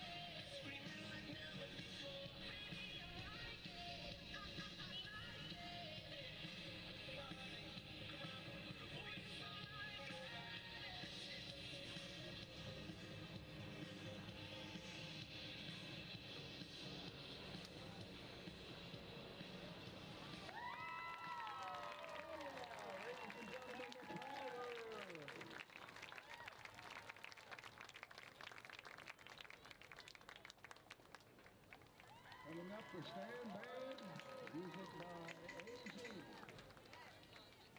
Cardwell's concession stands open on the press box side of the field, also on the opposite side of the field to the far right.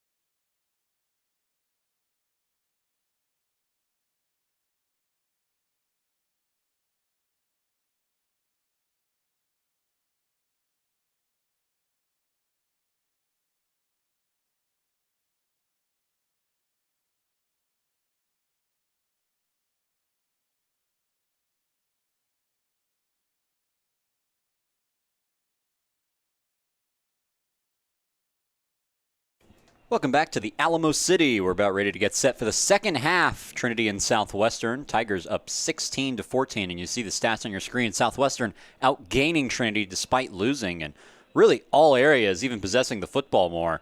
No penalties on the day either. They've played a really nice game, yet the Tigers still find themselves with a 2-point advantage. Indeed, defensively, the Tigers really just been kind of dominating Southwestern Pirates today.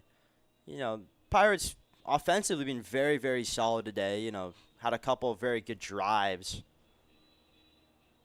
And, you know, Tigers, on the other hand, offensively, a little slow. Very slow start. You know, they're kind of starting to heat up a little bit before halftime. We're going to get another opportunity to see their drive here as they're currently receiving the ball. Trinity getting the kick to start this half. They scored on the possession before their last possession of the half, and were in a position where they probably should have scored on that last one, a missed kick from 42 yards to end the half and keep the Tigers off the board. Southwestern, we've talked about their struggles at length defensively, but they've really hung in there today, holding the Tigers to 16 points, and most of those not even by the offense. Trinity's defense has scored 9 points today. A fumble return for a touchdown by Judson Crockett, along with a safety by Jonathan Wobodeau.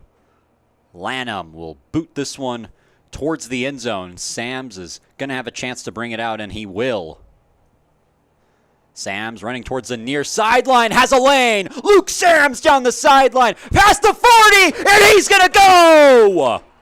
An explosive start to the second half for the Trinity Tigers. There are no flags on the field, and the special teams contributes a touchdown. What a way to enter the half. Luke Sams, good return, you know, a couple of big blocks there. Was able to outspeed, you know, almost got tackled there. He's too fast. He's too athletic. He's only a freshman, so you're going to be seeing a lot more football from him. Hayden Rhodes on for his third extra point attempt of the game.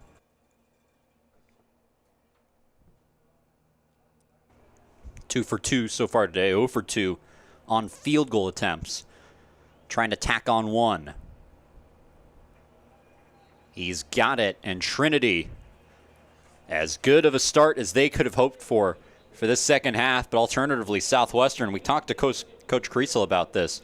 He thought that his team could give the Tigers a game if they executed at their ceiling, and to a degree they did that in the first half, but you can only imagine how deflating that must be to only be down 2 to a team that you were probably predicted to lose by a lot more to have that happen to open the second half is just catastrophic. Not the way they wanted to start this half, probably. But now they're going to get a chance to try to do it themselves here. So now an opportunity maybe for Southwestern to answer Trinity's special teams score. The Tigers have scored in all 3 phases of the game today. The fumble return touchdown, the kickoff return touchdown, and an offensive touchdown from Hondo Franklin on a quarterback sneak. Southwestern now down by 9.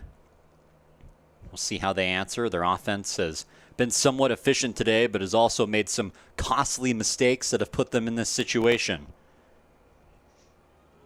It's a booming high kick, and it will be fair caught at the 2-yard line. They'll take it out to the 25.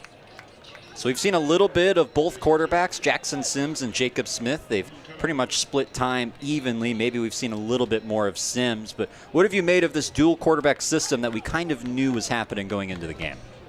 As you said, going into the game, we kind of knew it. We saw the stat line, you know, the previous games, and kind of saw that both of them are very good quarterbacks.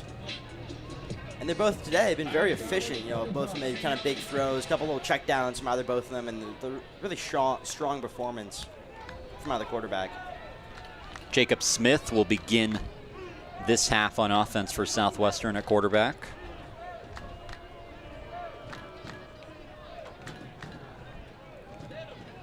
Smith on the run, throws it low, but it looks like a sliding grab made by Blake Garcia, who had a big touchdown for Southwestern. Trinity arguing that that ball maybe hit the ground. The officials disagree. It'll be a gain of 4.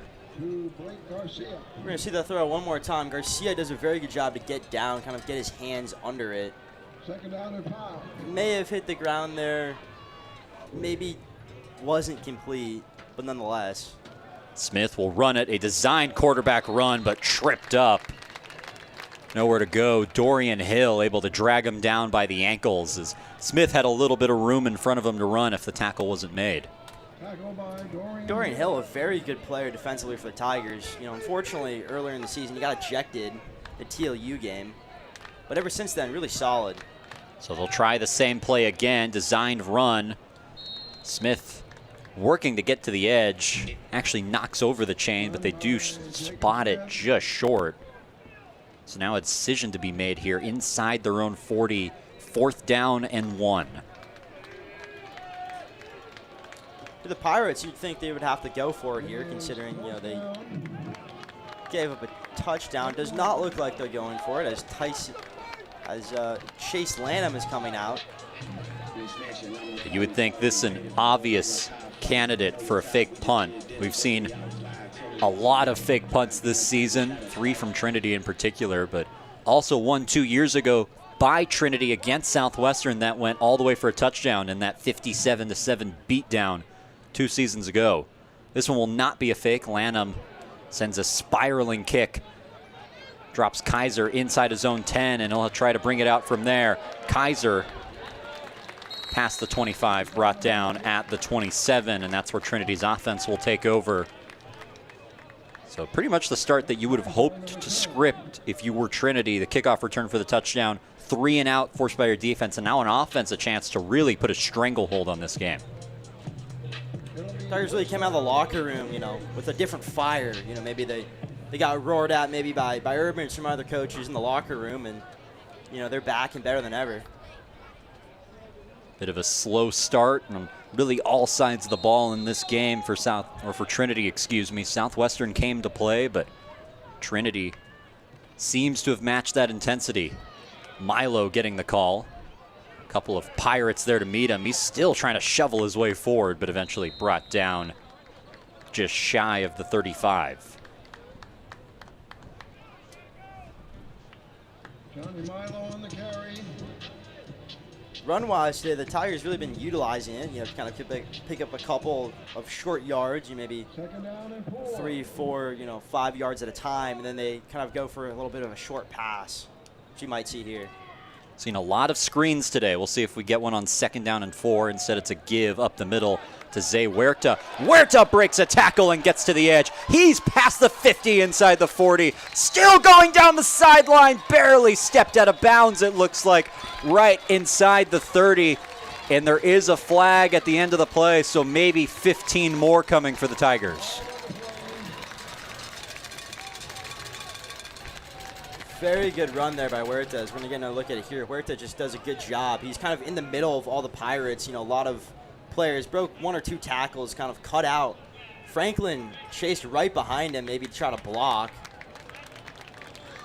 And you see right there where Huerta stepped out of bounds because he was continuing down that sideline towards the 20, still shoveling his way forward, and they are adding on that yardage, the personal foul at the end, so this ball will be spotted at the 15 of Southwestern. Ends up being a massive play for Trinity's offense as they've moved the ball well here on successive drives. First time we've seen Jackson Williams into the game for Trinity. He's the back next to Hondo Franklin. Franklin throws quickly. It's a slant. Tavares breaks a tackle and strides into the end zone for the Tiger touchdown. Clinical play there by Hondo Franklin. Found his man, kind of double coverage. He was able to find a short window. Tavares did a very good job to catch it. Broke 1 or 2 tackles there. Kind of hit a little bit of a juke as we're going to get another look at it here. Franklin looking downfield. No pressure on him. Tavares double coverage. Broke 1 tackle. You know, attempted to get tackled by another Pirate, wasn't able there in time. What a season it's been for Alejandro Tavares, his 5th receiving touchdown in 4 games. Rhodes puts it through the posts. and add another to Trinity's score. It is 30-14. It seems like the sleeping giant has woken up. Trinity has taken full control of this game as we'll take a break on Tiger Network.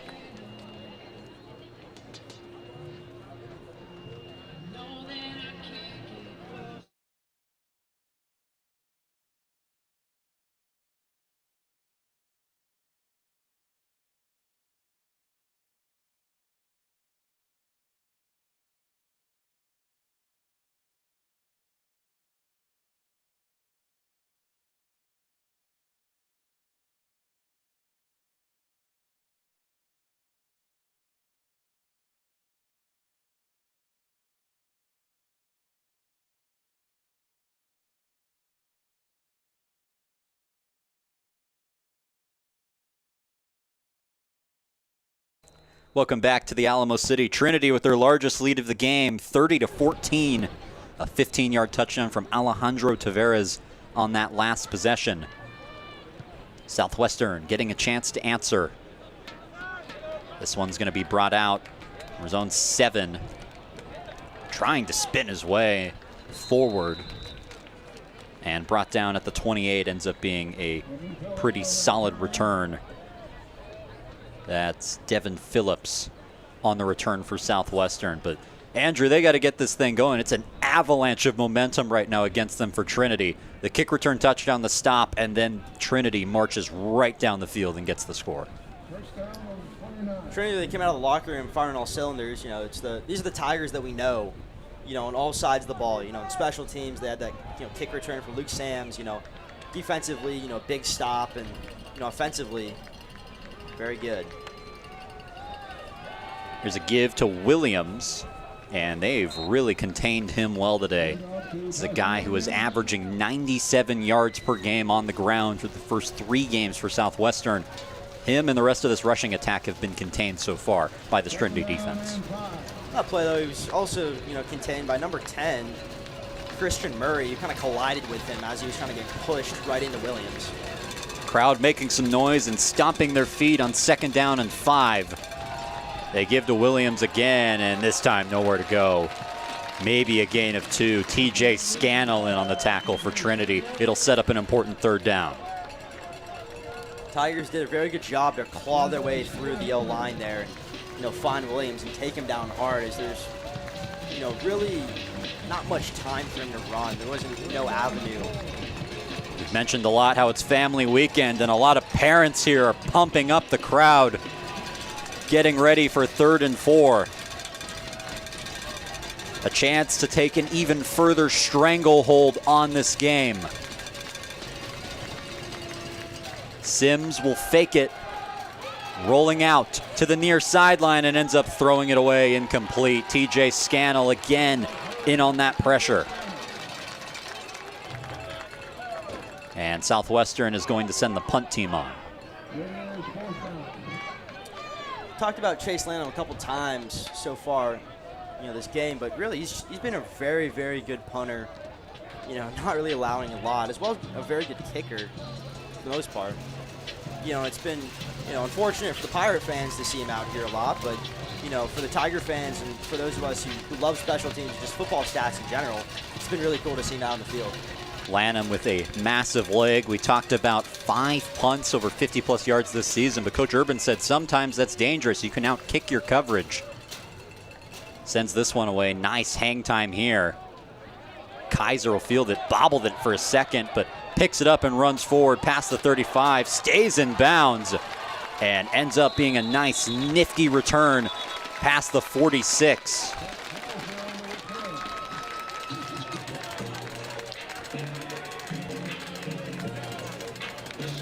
I see Kaiser's return one more time.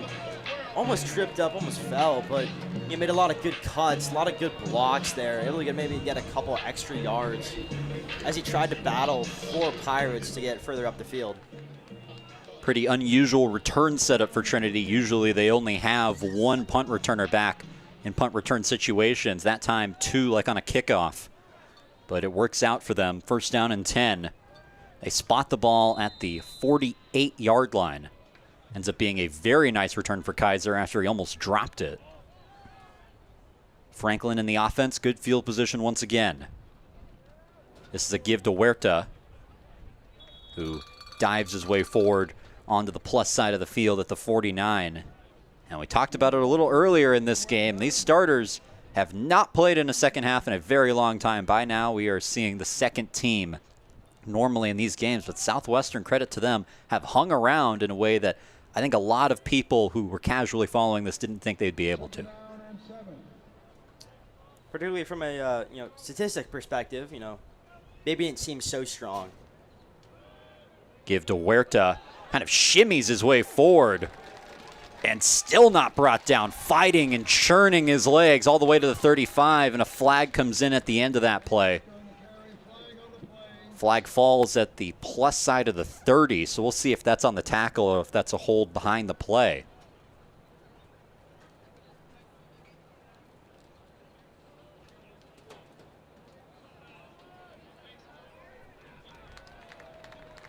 So that will be a face mask on Southwestern, and now the mistakes are starting to snowball for the Pirates.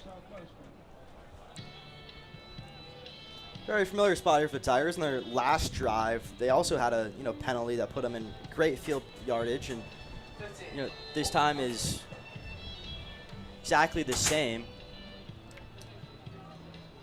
Now the Tigers have an opportunity to put even more points on the board, even though they've had a very dominant third quarter so far. Ball ends up being spotted at the 20. This time they fake it. Franklin has to evade a rusher, spins around, probably just wants to throw it away here, but instead he's going to run past the 20 and out of bounds at the 14. Makes something out of absolutely nothing. Probably should have been a loss of 6 and ends up being a gain of 6. Franklin really showing off his pocket knowledge there, as we're going to get another look at it. Had a blitzer right on him, was able to juke him. Had two or three Pirates there. Got one big block there, was able to outrun them. Really should have been a loss of maybe 10, which would have been catastrophic for the Tigers, as they've really been rolling.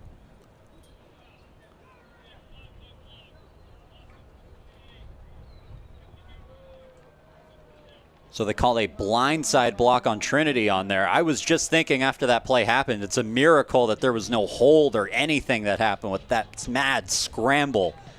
But it turns out there was, and it'll back Trinity up 10. So they wipe away the scramble from Hondo Franklin. Ball now spotted at the 30. They'll replay the down, 2nd down and 20.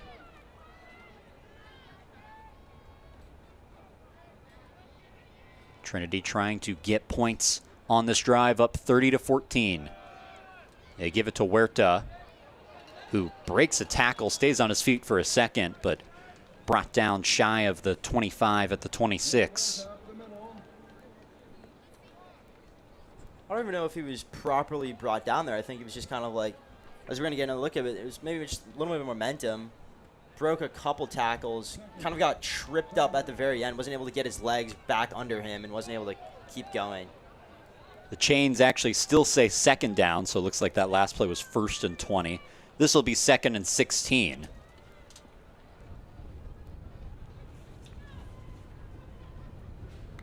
Jason Love in the game at tailback. Fires over the middle, but high and incomplete off the hands of Hancock. Robertson was right behind Hancock there. The ball kind of dropped almost at his feet, but could have been a big pick there for the Pirates. Maybe not the best look there from Hondo Franklin, as he kind of was double coverage and had a man right behind him. So it could have been, as mentioned earlier, a big pick and devastating. Not a lot of room to run for Hancock on that one. 3rd down and 16. Southwestern bringing pressure. Franklin fires for Taveras, who brings it down. The strong hands of Alejandro Taveras show themselves again, going against DJ James, the all-conference corner for Southwestern.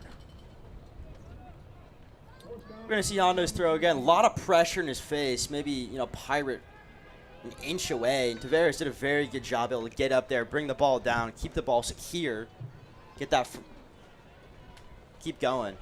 Tavares, who often draws the attention of the other team's number one corner, was short of the first down. This will be 4th and 3. Trinity staying on the field. Franklin, plenty of time. He's going to take off himself, dives ahead, and has the first down. Still going inside the 5. So Franklin using the legs a lot. We saw him do that particularly in that game against TLU where he had 9 rushes. Hasn't gotten to that number since, but on this drive, he's done it a few times to convert. He had that big scramble, when they got the penalty and they backed up 10 yards. Now, on this last drive, he was looking to throw. He maybe, it was kind of a run option more or less. And he just didn't see a man. He was like, hey, I got the legs, I got the knowledge, and I'm just going to go for it. And it worked out that time. Maddox Morkowski, the tight end, is lined up as the tailback. They fake it to him. Now roll, and they throw to Morkowski into the end zone for the touchdown. Big play there by Hondo Franklin. Had pressure on him. Morkowski a little slow on the rollout, as we're going to get another look at it. Morkowski kind of rolled around, turned around, got there, dragged it right in, knew he had it. No one around him. Another 6 on the board for the Tigers. Morkowski, his 2nd touchdown of the season. That's his first receiving touchdown on his 3rd catch of the year. As we've seen how often they use him as a tailback, has 1 rushing touchdown. The offense is staying out there. It looks like they're going to go for 2 to make this a 38-14 game. And now they'll walk back to the sideline. And they will swap with the extra point team. Looks like they changed their mind about what they wanted to do. Delay of game is called, so the extra point will be backed up to the 7-yard line. Looks like number 35, Jackson Runyon, the sophomore out of Frisco, is going to be attempting this instead of Hayden Rhodes. Seeing Hayden Rhodes, who has been perfect on extra points today, but 0 for 2 on field goal attempts. So we'll see how the new kicker does. A little bit longer than your standard extra point attempt. It's up and good. So Trinity adds on 1 more, 37-14. Back-to-back touchdown drives for the Tigers. In complete command on Tiger Network.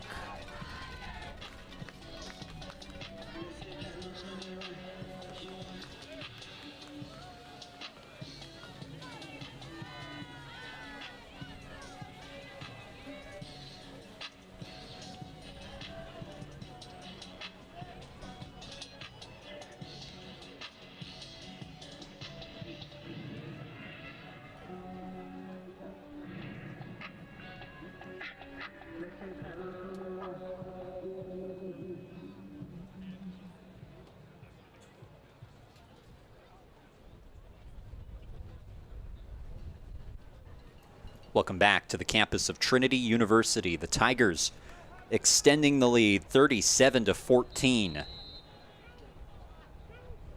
Hayden Rhodes is back out there to send it away on the kickoff. Despite not attempting the extra point, Southwestern in dire straits all of a sudden. Things have unraveled. Fair catch called at the 8-yard line, so the ball will be brought out to the 25. This is a Pirates offense that's been firing on all cylinders as of late. In terms of total offense, 47th in the country, 54th in passing, 73rd in rushing. They average about 250 pass yards a game and 170 rushing yards. Not even close to that in today's game, only held to 14 points. So far today, had a lot of good drives, had a lot of, strong drives, just not really able to finish on a lot of them as the Tiger defense is just too strong for them. They start with the ball at the 25. Give up the middle. So that's Williams who lowers his shoulder trying to get to that first down marker, comes up a little short. Jackson Sims out to start this drive. They split time pretty evenly with Jacob Smith. Both quarterbacks had come in with very good numbers in the respective games that they started. Sims was the original starter, but broke his hand, had to miss the game against TLU, took 2 weeks to heal, but now he's back, and it's been somewhat effective. Give up the middle. It's Williams who finds his way past the marker for the first down. But Coach Creasel seemed to have equal confidence in both quarterbacks, and that's why they're both getting the opportunity to play. We had the opportunity to talk to him this past week. He had nothing but good things to say about both of them, saying they're both kind of running a 2-quarterback system, and we've seen it so far today. It's been working for the most part. As right on cue, Jacob Smith comes in at quarterback. As the substitutions continue, 1st and 10 at the 37. Smith will keep it. We've seen that a few times today, but Trinity all over it this time. As you see some other action in the SAA, Maryville beating Sewanee right now on the road, the University of the South, 33-7 in that one. And then Millsaps has fallen to center in what looks like was an epic game, 37-36. Center co-champions with Trinity last year in the SAA. See if they can get back to that level. This is a quick throw caught. Blake Garcia making the catch for about a gain of 8. But as we look at the SAA and see how these games are unfolding, Barry won today, and that's what's going to be up next for Trinity. Should they win this one, both teams control their own destiny early in conference play, and that could ultimately be the deciding game on who wins the conference when we see at the end of the year.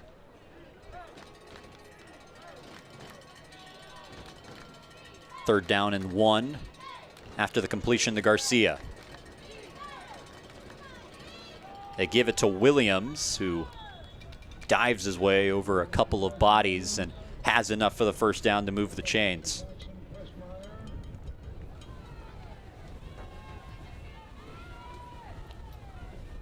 On this drive so far, Southwestern Pirates, they've been utilizing just kind of the run game, maybe trying to run down the clock more or less, and,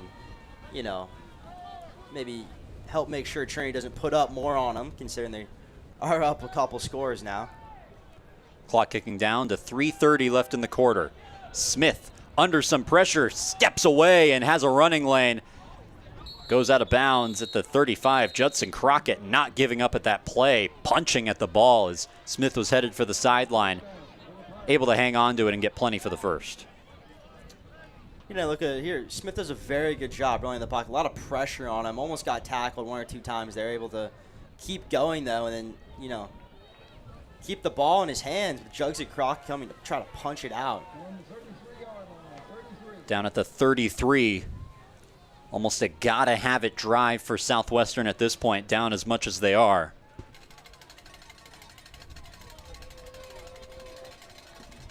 Low snap, skips in. And the ball's on the ground. Crockett picks it up again. Crockett's going down the sideline. Could he have another one? He will. A second fumble recovery for a touchdown for Judson Crockett. And this game has been blown open.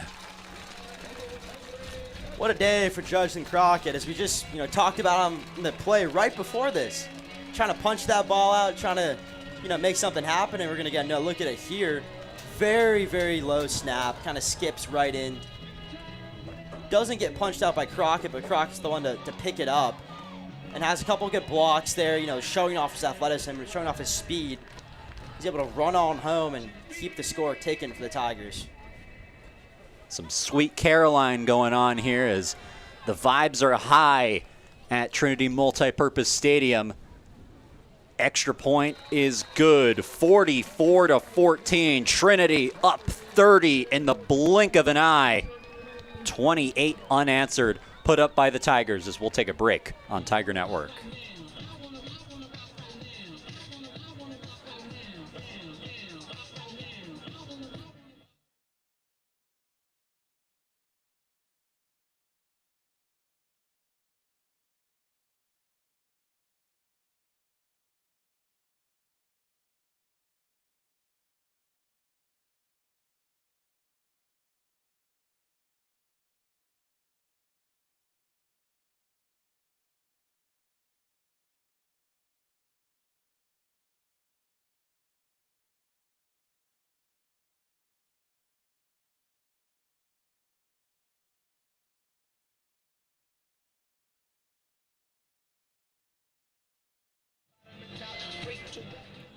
Welcome back to the campus of Trinity University for Family Weekend. Well, if last week was the week of Jaden Powell, this is the week of Judson Crockett, his second fumble recovery, return for a touchdown in this game.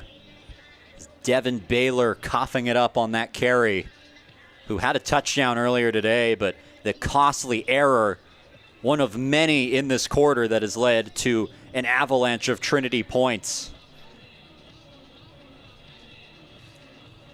Tigers up 30 right now. Southwestern kick team taking the field. Everybody getting ready to go. And you wonder how long we're going to see Trinity's starting offense in for. Usually we get some indication, see if Welker Horn's warming up for the Tigers, but we didn't see that, so you would assume this is still going to be Hondo Franklin, at least for one more drive, but that's how much has changed in this quarter. It was a 2-point deficit for Southwestern at half, and this has been the quarter of Murphy's Law for them. What could go wrong has gone wrong. They'll get a chance with the football. A short directional kick will be fielded and brought out to the 27. Ball came out at the end. Roan Irwin has it in his hands saying, hey, I have the ball, but it looks like Southwestern had it down, so they will retain possession. So at least that's something that went right for the Pirates in this quarter. Right now, look at it here. It seems like right after it went down, I kind of noticed they were trying to punch the ball out and maybe. And, you know, they were successful in that it seemed, but still, nonetheless, he was still already down, so the Pirates maintained possession. Devin Phillips looked like he may have been up on top of some bodies, so maybe he wasn't down, but either way, it's not like Trinity needed something else to go their way in this one. This is a give up the middle and nothing doing once again. Trinity's defense has been all over the Southwestern run game. This an offense that had been rolling. Even in their loss, they still scored 35 points and had a chance to win that game at the end. TLU scoring with 9 seconds to go in that one. Won a shootout game against Puget Sound at home the week before. Sims looking around, but he's got nowhere to go. Azriel Ngacha, his first sack of the season. Good job there by Azriel Ngacha to get there and bring him down. So he was trying to escape the pocket there, you know, maybe try to get a couple extra yards there. Just unsuccessful as the Tigers really are just swarming and not giving any option to escape the pocket.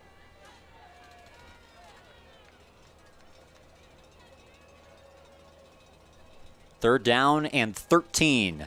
Sims, incomplete. Tried to set up a screen, but well read by Trinity's defense, and they will force yet another Southwestern punt.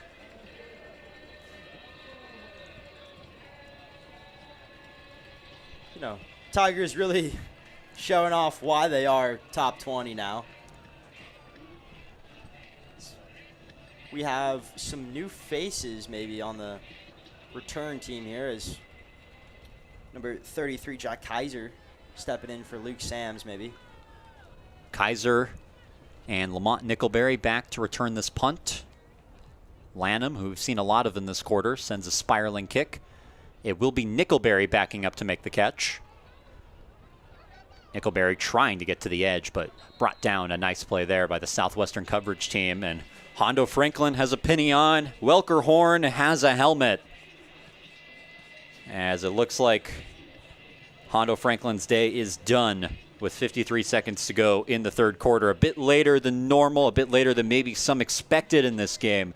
But either way, Trinity able to pounce on Southwestern and go up by enough to get some other guys into the game. We saw in that, kind of last drive defensively, we saw a couple new players, on the field, maybe a couple freshmen there as we're going to get to highlight them at some point, hopefully. Welker Horn into the game. He's played in all 4 games for Trinity now as he gives it up the middle. Jackson Williams makes a cut and stays on his feet. Williams down the sideline, out of bounds inside the 50, and that just shows the depth of this Trinity backfield. 6 guys that they can hand the ball to and do something like that with. A little bit of a Williams v. Williams battle, kind of showing off, who the better Williams running back is today. And so far on that run, I don't want to say it, but, maybe the Tiger Williams, really showing off that, hey, you can do it, I can do it better. Definitely some points in his column if we're keeping score on that. Out of bounds at the 46. That's where they spot the ball. Jackson Williams getting the handle again. And brought down after a gain of 3. Welker Horn into the game for the Trinity Tigers. The stats on his season: completion percentage at 75% for 108 yards and a touchdown so far. As that will take us to the end of the third quarter. A dominant one for Trinity. They came into the quarter up 16-14. They leave it up 44-14, leaving little doubt on the field today. We'll take a break on Tiger Network. Back for the final frame.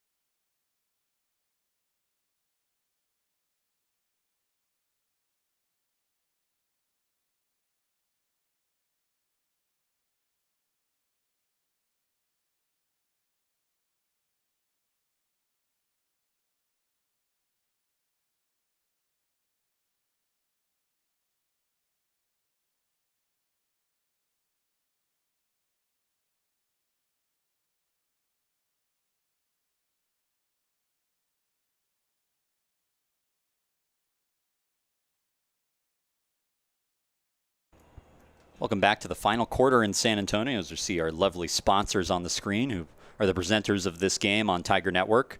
44-14 as we flip sides. Horn will throw. Lofts one deep down the sideline for Tavares. Leaps up and makes the catch.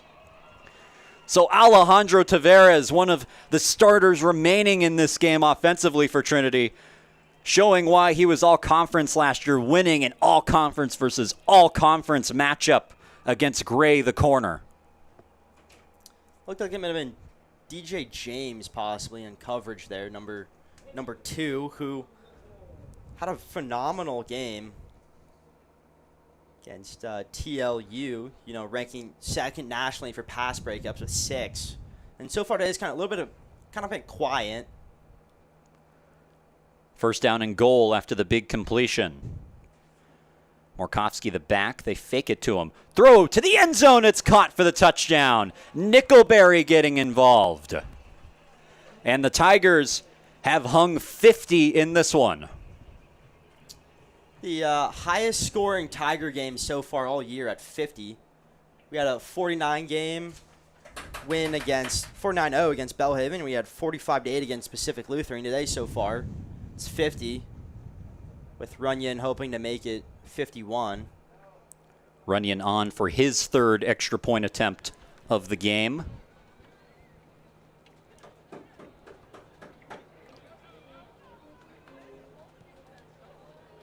Got it.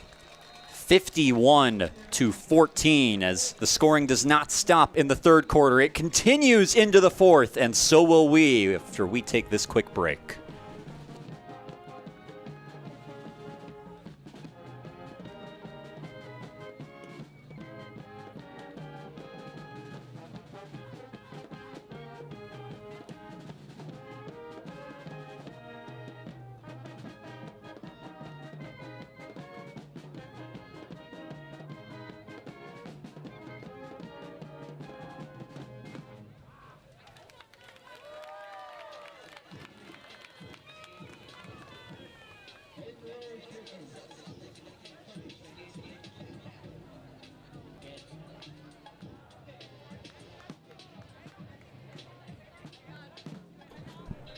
Welcome back. Less than a minute into the fourth quarter. Trinity up 51-14. Is their defense about to take the field? Send it over to Southwestern. Rhodes, another high kick, and a fair catch called. We've seen that a lot today. Fair catch is called short of the end zone. So Southwestern maybe just trying to take something positive into their next game. They'll continue conference play. They've got Sewanee at home, an opportunity for a bounce back team that is currently down pretty big to Maryville. But Andrew, what do they need to do to potentially right the ship, so to speak, to at least have something that they can hang their hat on going into next week? Well, so far they've really been kind of walking the plank on a lot of these drives. But, I would expect to see a lot more, pass involved, because really they've been heavy on the run. So we see a screen there. Trying to get Graydon Thompson involved into the game. Trinity has largely taken him out. He's had a couple of explosive plays, but outside of that, it hasn't been a lot. And that's something we talked to Coach Creasel about, the change in philosophy offensively, trying to be more explosive and have more big plays. And it's worked out for them so far this year and so well. We saw it a bit in the first half, but nothing in this half at all. Smith will keep it, as he's done that quite a few times today, dragged down by a couple of Tigers, including Ferris Rafai. Kind of a mix between starters and backups right now defensively. A couple of new safeties have checked in, Lucas Maureen and Evan Cool. Some Trinity baseball fans might recognize the name Evan Cool. He plays outfield for the baseball team as well, a dual sport athlete. Be 3rd and 1 for this Trinity defense. Trying to make another stop. They have yet to allow a point in this half. Give up the middle, and I don't know if he got there. Trinity all over that carry to Williams. Looks like he might have lost a yard, actually. So 4th down and a long one coming up. Southwestern's offense will stay out there to go for it.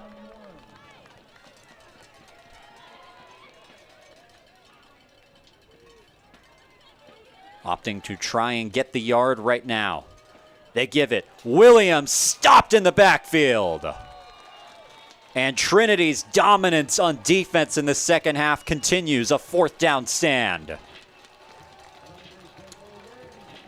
Cole's kind of talked about a little bit earlier, as we get a replay of that big stop again.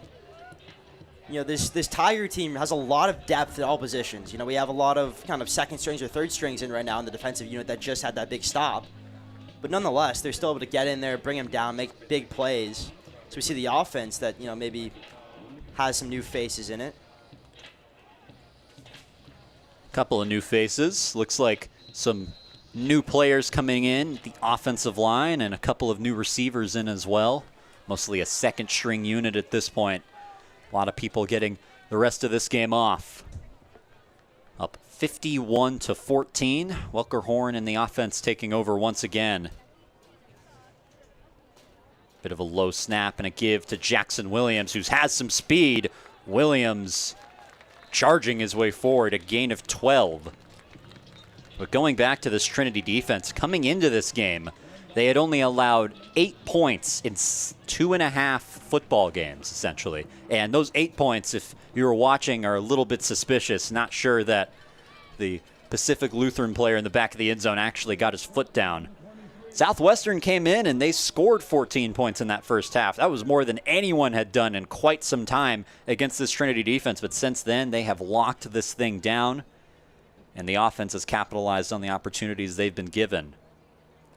1st down and 10. Be another give to Williams. Stood up around the 1st down marker, still trying to drive his way forward. The effort has not gone away from this Trinity unit despite being up 35. That play there, a little rugby-esque, because, Williams kind of got stood up the last second by his Southwestern players. We're going to get a look at it here. Williams kind of makes some great cuts, got all the way up.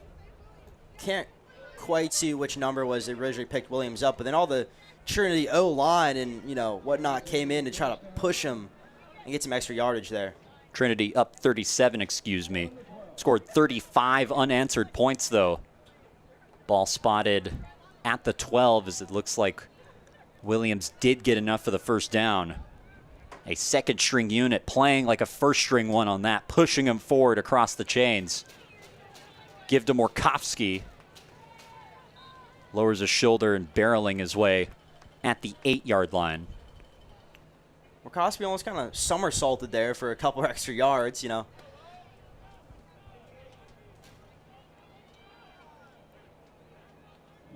Trinity trying to add on. Coach Urban talked about the personality of this team and says they want to leave no doubt on every play. And maybe that was lacking a little bit in the first half. Maybe it was Southwestern who really came to play and was matching that intensity. But either way you look at it, Trinity has stepped it up a gear in the second half. Give up the middle, lunging his way forward. Morkowski again takes it close to the first down marker. It'll be 3rd and about 1. Morkowski today so far has had himself quite a day with one receiving touchdown we saw earlier on a Hondo Franklin kind of small screen pass, and he's really been utilized on the run game so far today. 3rd and 1. Jason Love the back next to Welker Horn. Extra offensive lineman is in the game.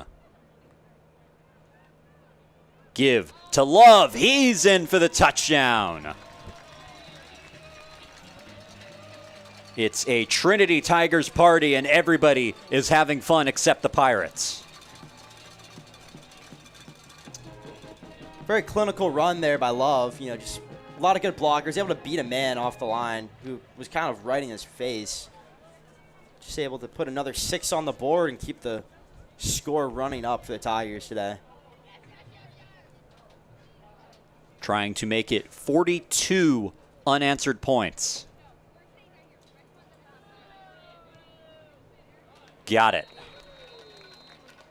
58-14. If you did not tune in since the second quarter, you're probably wondering what happened. And I think Southwestern might be wondering the same thing.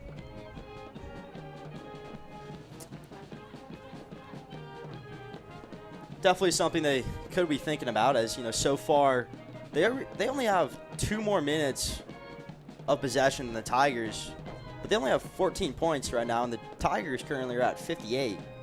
So the Tigers so far, scoring-wise, been very, very efficient today. Getting a kick return touchdown to open this half, and that was really the start of worse things to come for Southwestern. Trinity would just keep rolling on from there. Another fumble return for a touchdown in this half, both of them by Judson Crockett. Had one in the first half, one in the second half. And then the offense has also come to life, and the Southwestern's defensive issues have reared their ugly head. They were hanging in there and playing so competitively. Not the case in this half so far. Short kick to the 11. And a nice return, bringing it up to the 29-yard line by Devin Phillips.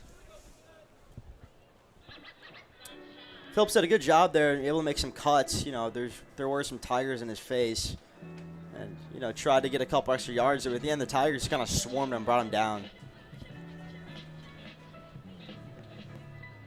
Southwestern's offense coming back on the field. They'll go with Jackson Sims to start this drive. We'll see if he finishes it. And Southwestern, you can only imagine that they're probably a little stunned by what's happened. Sims floats one down the sideline. Incomplete. A lot of contact. We'll see if there's a flag, and there is not. Evan Kuhl in on coverage, covering Graydon Thompson, as they've held a lot of these impressive skill players from Southwestern in check today. One thing I talked about earlier in the game, is the Cody Brown versus Grady Thompson battle, which was a good one. And now we have the Evan Kuhl versus Grady Thompson battle, and that time Evan Kuhl was able to come out on top.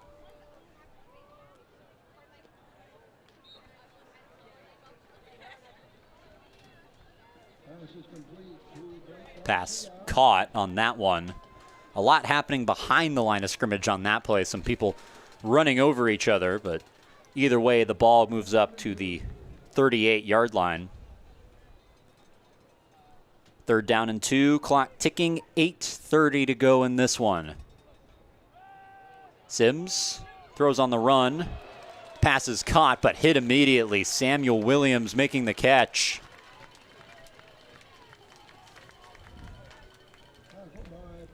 Looked like that was Parker Moller, the defensive back, freshman out of Spring Branch, Texas. Another first year getting involved. 4th down. And the offense is staying out there, 4th and 2. This might be hindsight 2020, but you got to wonder why they're going for it now. Why weren't they going for it earlier in some of these situations? And they decided to punt the ball, and Trinity kept getting it back and scoring and scoring. Hit as he throws, and this pass not competitive and out of bounds. Pressure caused by Azriel and Gotcha. Another turnover on downs for this Trinity defense. Tigers really getting after it now. Even with the the backups and the third strings that are coming in and making big plays, really showing, hey, Coach Urban, we can do it too. Talking to Coach Kriesel before this one, we brought it up earlier in this game, for those of you just joining us. Talked about the idea that if they want to beat Trinity, they have to be just as good of technicians as Trinity is. Coach Nightingale for Belhaven talking about the same thing, and so far, nobody's been able to do it. New quarterback in for Trinity. It's like Colin Bishop, actually. Give to Morkowski. Dives forward inside the 35.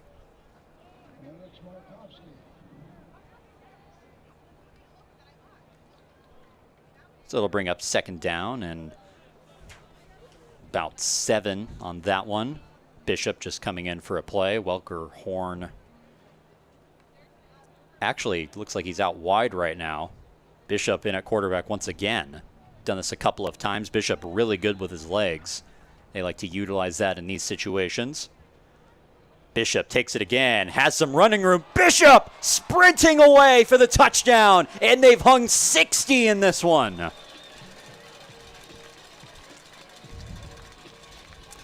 We had the opportunity to talk to Coach Urban earlier in the season about the quarterback situation. Talking about Hondo Franklin, talking about Welker Horn, talking about Colin Bishop, and he had nothing but great things to say about all the quarterbacks.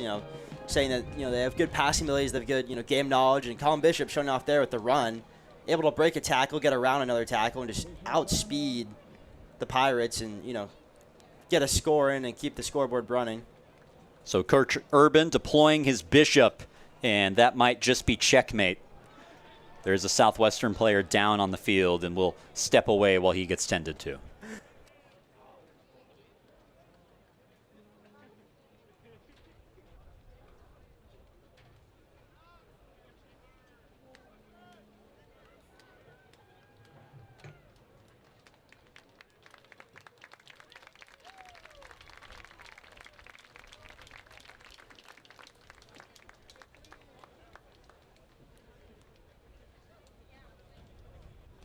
So the Southwestern injured player able to get off the field, and now we can resume action for this extra point.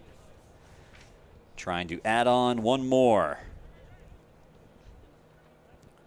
Operation good again. Trinity getting a lot of practice with these extra points.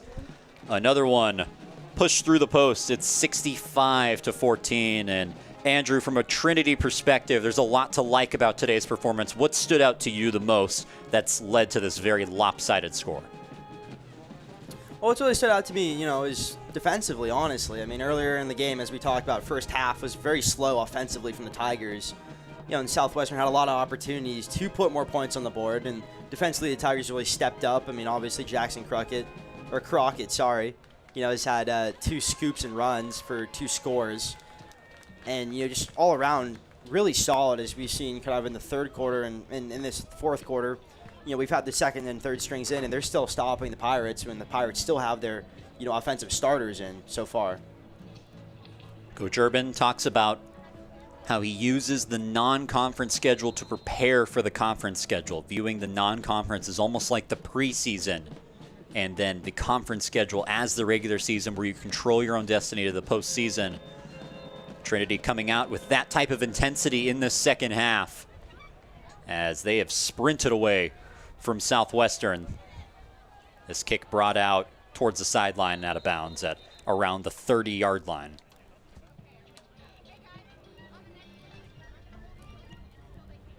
Trinity's defense jogging back onto the field. 6:47 left to go in this one.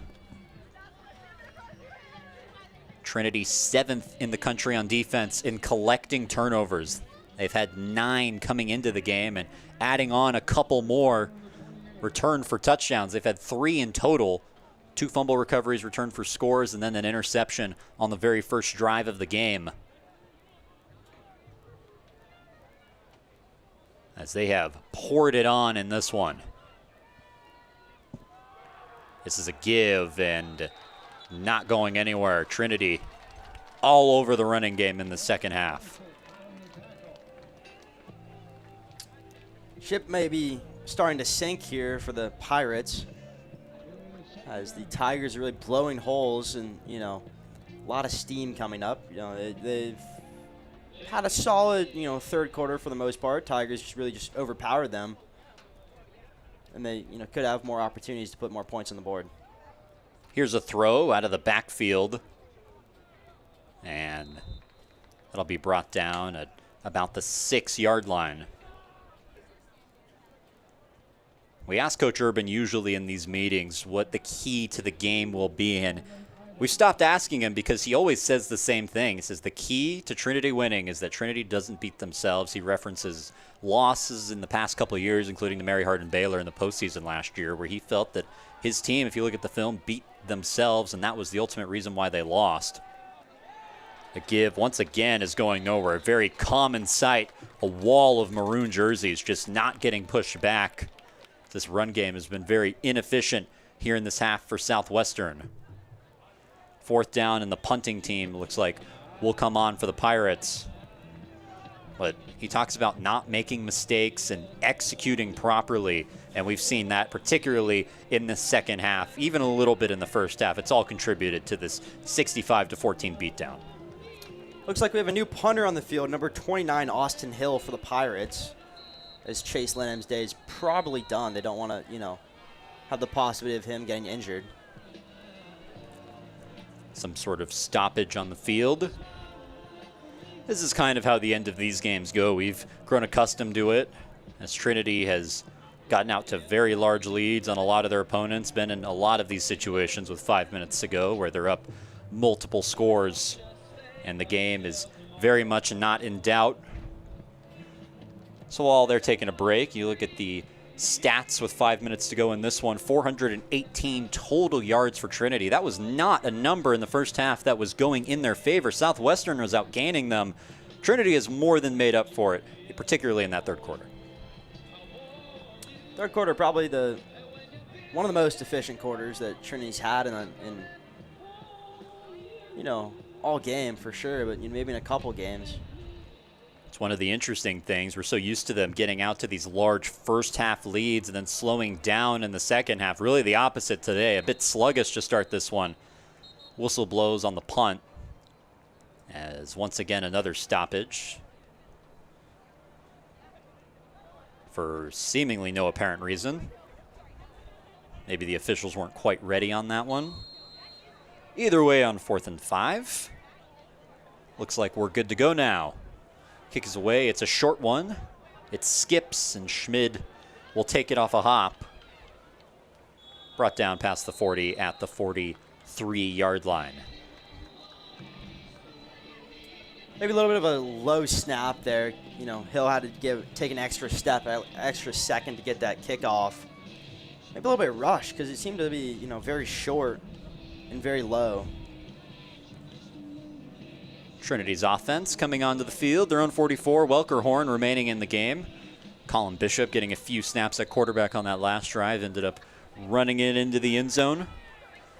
4:50 on the clock for the Tiger offense. Give it on the ground. And maybe a gain of 2 on first down. Jamel Nickerson, the sophomore running back, getting the call on that one. Another back to get into the game, as we're going to see a lot of players getting opportunities to get into these games late with the score like this. 2nd down and 8. Clock still winding down. Trending towards 4 minutes to go in this one. Nickerson will get it once again. Dives forward for maybe a gain of 3. We talked about earlier in this game, this being a classic trap game situation for the Tigers, and it looked like they may have had one foot in that trap door early in that first half, but they quickly scrambled out of it, as they have left little doubt here on the field. And now they can look ahead to Barry. They didn't fall into the trap. They did what they wanted to do this week.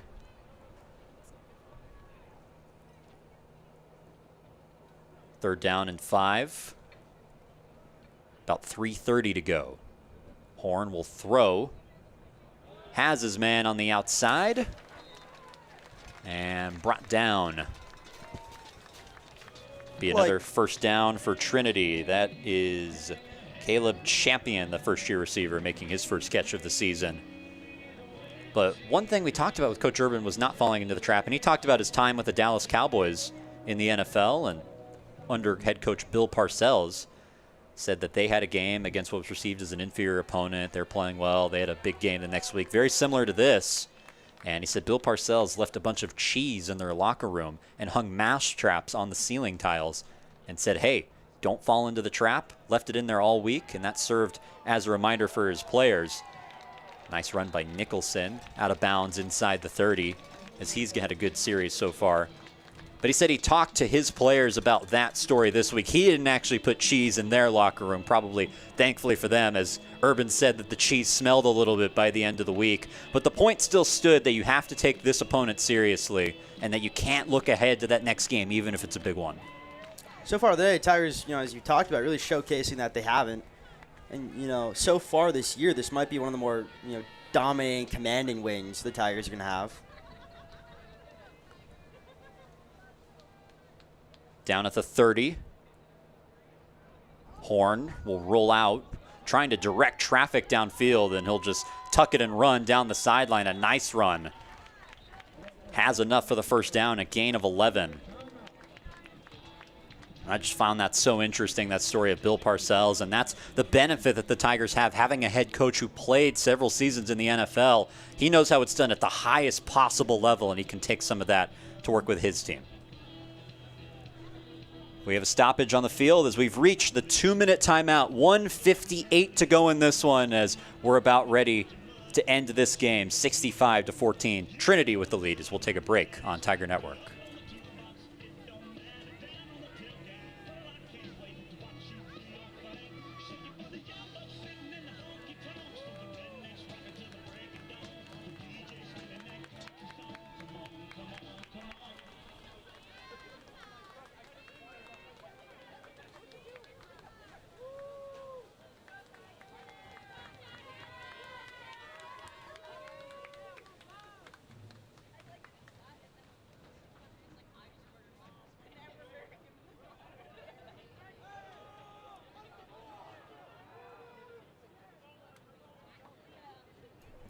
.158 to play in this one as we're back from the 2-minute timeout.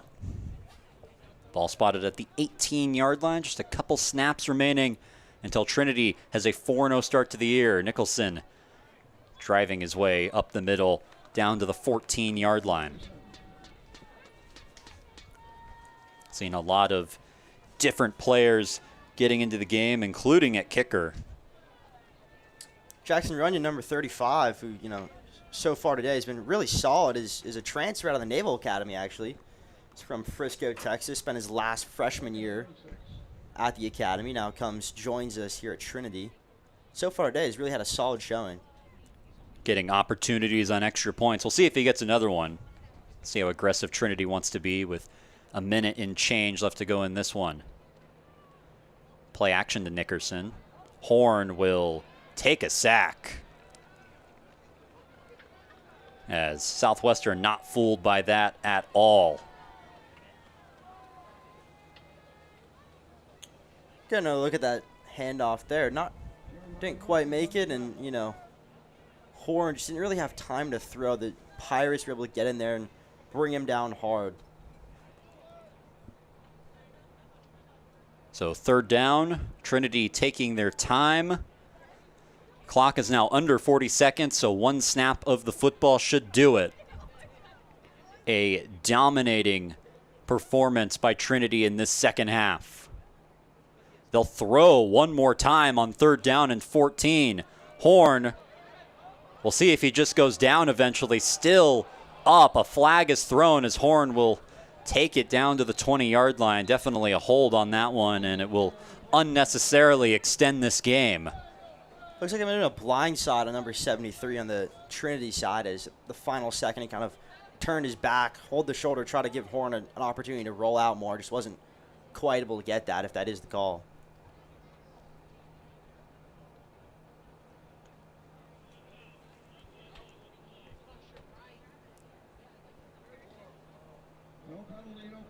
So there is no penalty on the play. And the clock should start since there was no flag. It's not currently. Looks like we're gonna and now it will. So it looked like it was just going to be 16 seconds. Trinity has their field goal team out. And they will not get the snap off. The clock hits 000, and that is the game. The Tigers have reduced the Pirates to cannon fodder and are up to a 4-0 record, 1-0 in conference play, the number they really care about. Definitely, the ship has sunk in fortune for the Pirates. There's a volley of touchdowns that came soaring in, collectively sort of sinking the ship. I think the 3rd quarter is really where the Tigers kind of shine the brightest. A lot of big scores, a lot of big, kind of firing all cylinders coming out of halftime. As for the Pirates, they had them there in the first half, in the first and second quarter. They kept it close. They played a good game, but, Trinity really just showing off, that they are, one of the best teams in the country, and, 65-14 really showcases that. They outscore the Pirates 51-0 in the second half after Southwestern only trailed by 2 in the first half. 65-14 is your final score today. Trinity will head to Mount Berry, Georgia. It is Mountain Day on the campus of Berry. That'll be a night game, very exciting, and could decide the SAA. Meanwhile, the Pirates will have a chance to bounce back at home against the University of the South back in Georgetown. That'll do it from us in San Antonio. I'd like to say thank you to everybody who took some time on their Saturday to tune in with us, and then everybody who put this thing together, all the people working camera today, everybody in the control room, especially our executive producer, Josh Muchigemba, who makes it all happen. For my partner, Andrew Thomas, I'm Cole Isaacson saying so long from San Antonio. We hope to see you next time.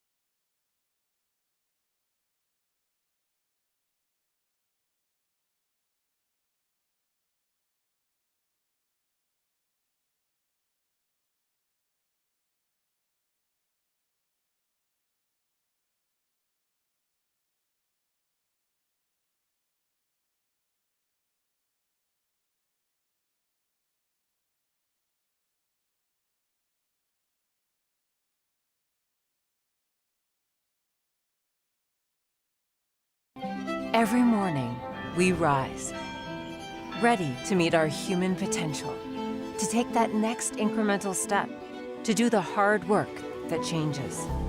Set in our preparedness and confidence in that moment when you know, I've got this. And then we rise.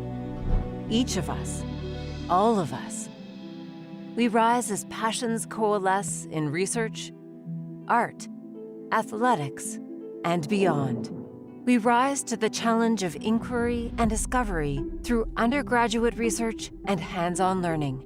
We rise through the personal attention of a small college, fueled by large university resources. We rise to the need for listening across differences, teaching the art and the act of conversation. We rise to the sounds of a vibrant, diverse, and culturally rich city, and we reflect it. At Trinity University, we recognize that you are here because you are ready to rise. And through a love of learning and a life of learning, we will challenge you to always reach beyond the horizon. Because your future awaits.